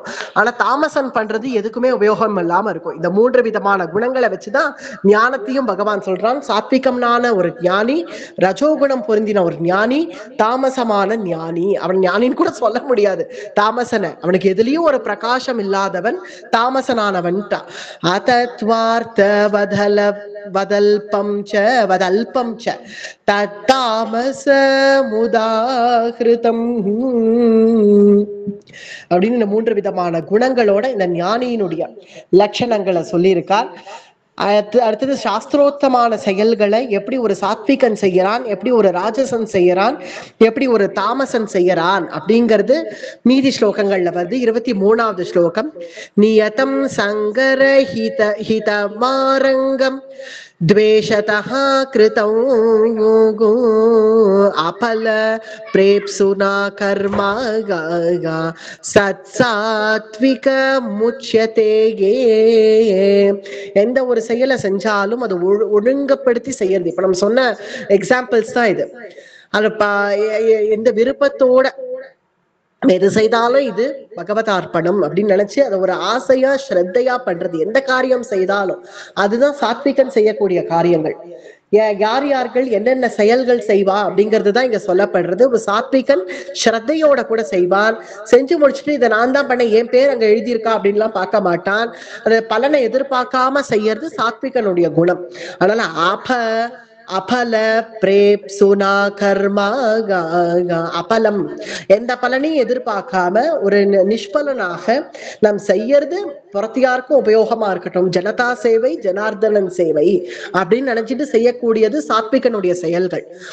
எத்து காமே சுனா கர்மா சாகம் காரேண வா புனக கிரியதே பகுலாயாசம் கோங்கோ தத் ராஜச முதாகிருதம். ராஜசன் எப்படி செய்வான்? எல்லாமே ஒரு அகம்பாவத்தோட கூட செய்வான். எல்லாம் நான் தான் செஞ்சேன் அப்படிங்கிற ஒரு அகம்பாவத்தோட கூட எல்லாத்துலயும் என் பேர் இருந்தே ஆகணும். ஒரு சின்னதா ஒரு சில காரியங்கள் செஞ்சுட்டு ஒருத்தர் நல்லா பாக்கம் தயார் பண்ணி வச்ச பிறகு அதுல கொண்டு வந்து கொஞ்சோண்டு உப்பை கொட்டுவான். உப்பை போட்டுட்டு இதை தளிகையே நான் தான் பண்ணேன் அப்படின்னுட்டு போயிடுவான். அது ராஜசனுடைய குணம். அவன் எல்லாம் தன்னுடைய பேர் எல்லாத்துலயும் இருக்கணும், நான் தான் எல்லாம் முன்னாடி நின்று நடத்தினேன்னு சொல்லணும் அப்படின்னு ஆசைப்படுவான் ஒரு ராஜசன். அவன் எல்லாம் பலனை உத்தேசிச்சு செய்வான். நிஷ்பலனாக செய்வான் சாத்விகன், எல்லாம் பலனை உத்தேசிச்சு செய்வான் ராஜசன். அடுத்தது தாமசன் அனுபந்தம் க்ஷயம் கிம்சாம் அனபேக்ஷ்ய ச பௌருஷம் கோ மோகாதாரவ்யதே கர்மா யத் தாமசம் முச்யதே. விபரீதமான செயல்கள்லாம் தாமசன் செய்வான். இது சோம்பேறித்தனமா இருக்கிறது மட்டும் தாமசம் இல்ல, விபரீதமான செயல்களை செய்யறது தாமசம் தான். எது வேண்டாமோ ஒரு கிரகத்துக்கு ஒரு சூன்யம் வைக்கிறது, பிலிசூன்யம் வைக்கிறது, இதெல்லாம் விபரீதமான செயல்கள். இதெல்லாம் தான் ஒரு தாமசன் செய்வான். சாத்விகனுடைய செயல்கள் எல்லாருக்கும் உபயோகமா இருக்கும். ராஜசன் தன் உபயோகத்துக்காக சில செயல்கள் செய்யலாம், அது கூட தேவலாம் போல இருக்கு. இந்த தாமசன் என்ன செய்வான்? தனக்கும் உபயோகம் இருக்காது, புறத்தியாருக்கும் உபயோகம் இருக்காது. இன்னும் கேட்டா புறத்தியாருக்கும் கஷ்டம், தனக்கும் கஷ்டம். பிலிசூன்யம் வச்சா அது திரும்ப நம்மையே தாக்கும். துர்வாசர் கதை நமக்கு தெரியும் இல்லையா? பிலிசூன்யம் வச்சார் அம்பரீஷனுக்கு, ஒரு பிசாச்சை ஏவல் பண்ணி விட்டுட்டார். அது கடைசியில அம்பரீஷனை ஒண்ணும் பண்ணல, அவரையே துரத்த ஆரம்பிச்சது. அந்த மாதிரி தாமசர்கள் செய்யக்கூடியது. துர்வாசரை இப்ப தாமசர்னு சொல்லல, அது விஷயமே வேற. துர்வாசர் ரிஷி அம்பரீஷனுடைய பிராதான்யத்தை நிரூபணம் பண்ணணுங்கிறதுக்காக செஞ்சது, அது விஷயம் வேற. தாமசர்கள் என்ன செய்வார்கள்? இந்த மாதிரி பிலிசூன்யம் வைக்கிறது, புறத்தியார கெடுக்கிறது, இந்த மாதிரி அவர்கள் பண்ற யஜ்ஞம் யாகம் கூட இந்த மாதிரி புறத்தியாருக்கு ஹிம்சை பண்றதாகவே இருக்கும். அவர்களுடைய செயல்களும் அப்படிதான் இருக்கும். அனுபந்தம் க்ஷயம் ஹிம்சா ஹிம்சா. புறத்தியார்களுக்கு அவர்களால ஹிம்சை தான்.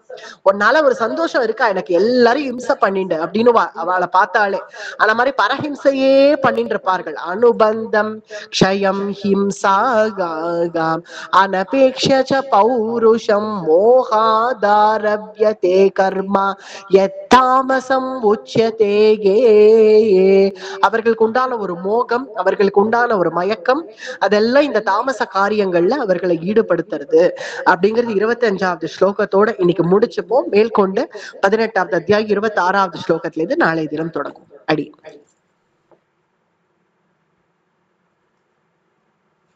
அடியேன் ராமானுஜதாசன்மா. அடியேன்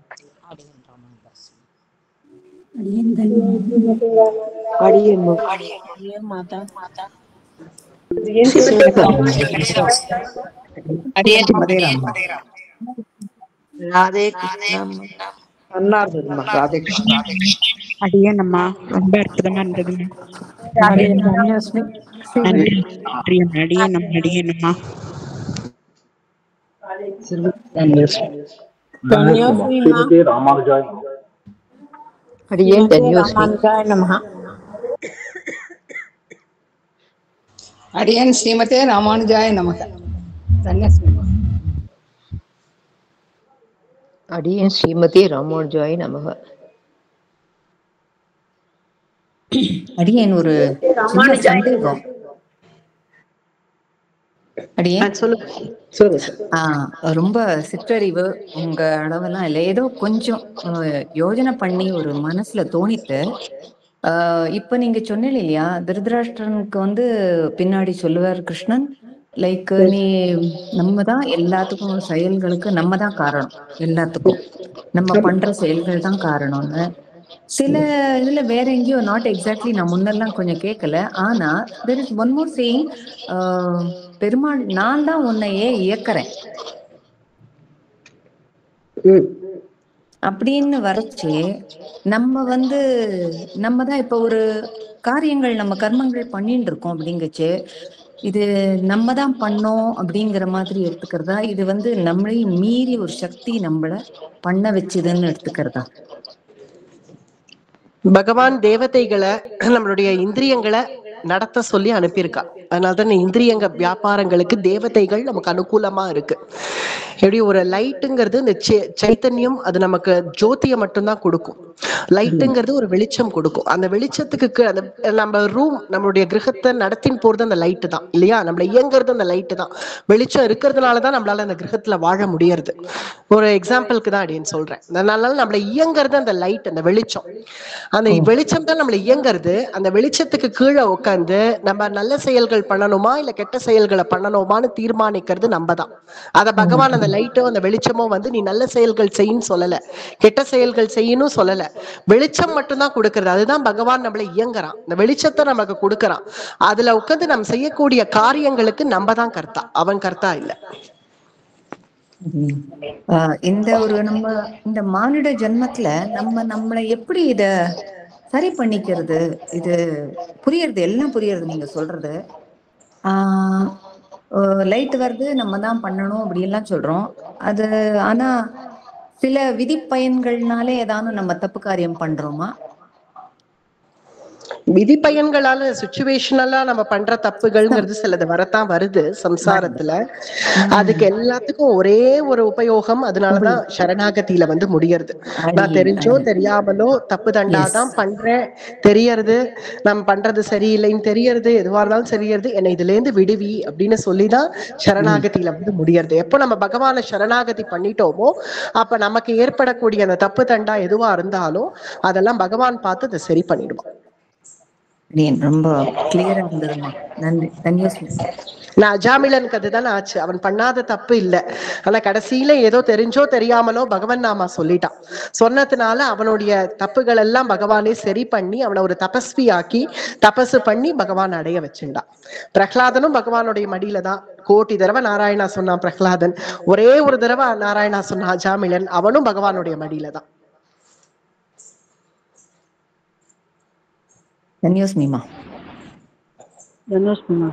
சரணாகதி தான் எல்லாத்துக்கும் ஒரே தீர்வு.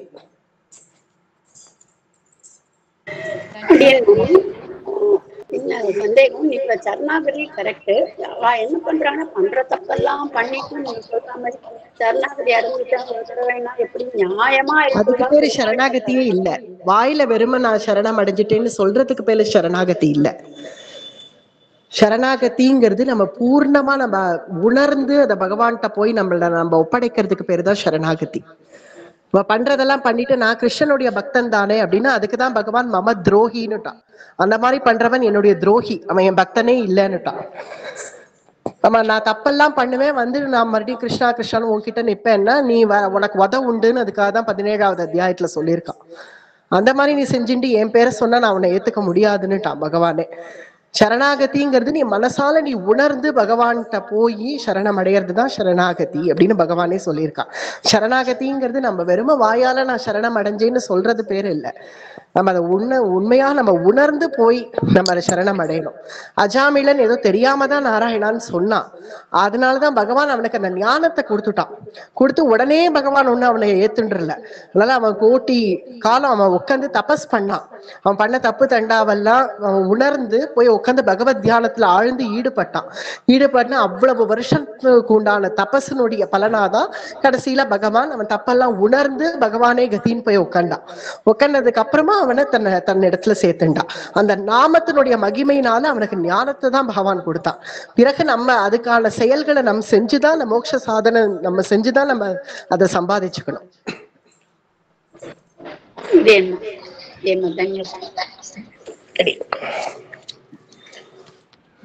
மூணு விதமான குணங்களை நீங்க ஒரு அழகா விவரிச்சு எப்படி இப்படி பண்ணணும், ஒரு ஸ்லோகத்துக்கும் அந்த 3 குணங்கள் எப்படி இதுவாகுதுன்றத ரொம்ப அழகா விளக்கினீங்க. அவங்க ரொம்ப அழகா சாதிச்சீங்க. ரொம்ப ரசிச்சு கேட்டான். பாக்கியம் அவங்க. ரொம்ப நல்லா சன்னியாச தர்மம் ரொம்ப அழகா சாதிச்சு சொல்ற மாதிரி அவ சன்னியாசி அவ சொன்ன மாதிரி சன்னியாசி தர்மம் ரொம்ப ரொம்ப நல்லா இருந்தது கேட்கறதுக்கே. அவ்வளவு நமக்கும் நல்லா புரிஞ்சது எப்படி எல்லாம் எல்லாரும் சொல்றா எப்படி இருக்கணும் அப்படிங்கறது. அவ்வளவு கஷ்டங்கிறத நல்லா ரொம்ப நல்லா அழகா புரியுது. தன்யாசி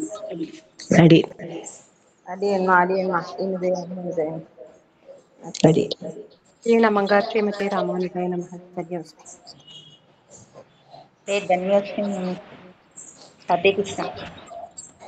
அதே நமங்க எங்களுக்கெல்லாம் நல்லா புரியும்படியா நல்லா சாதிச்சிங்க. நன்றி திருவுடையசாமி. அடியே அடியே தன்யோஸ்மி.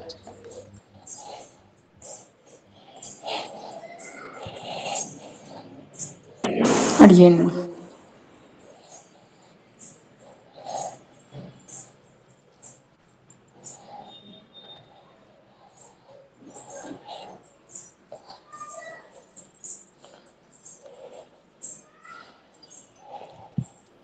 அடியன்மா பூர்த்தி பண்ணிக்கலாமா?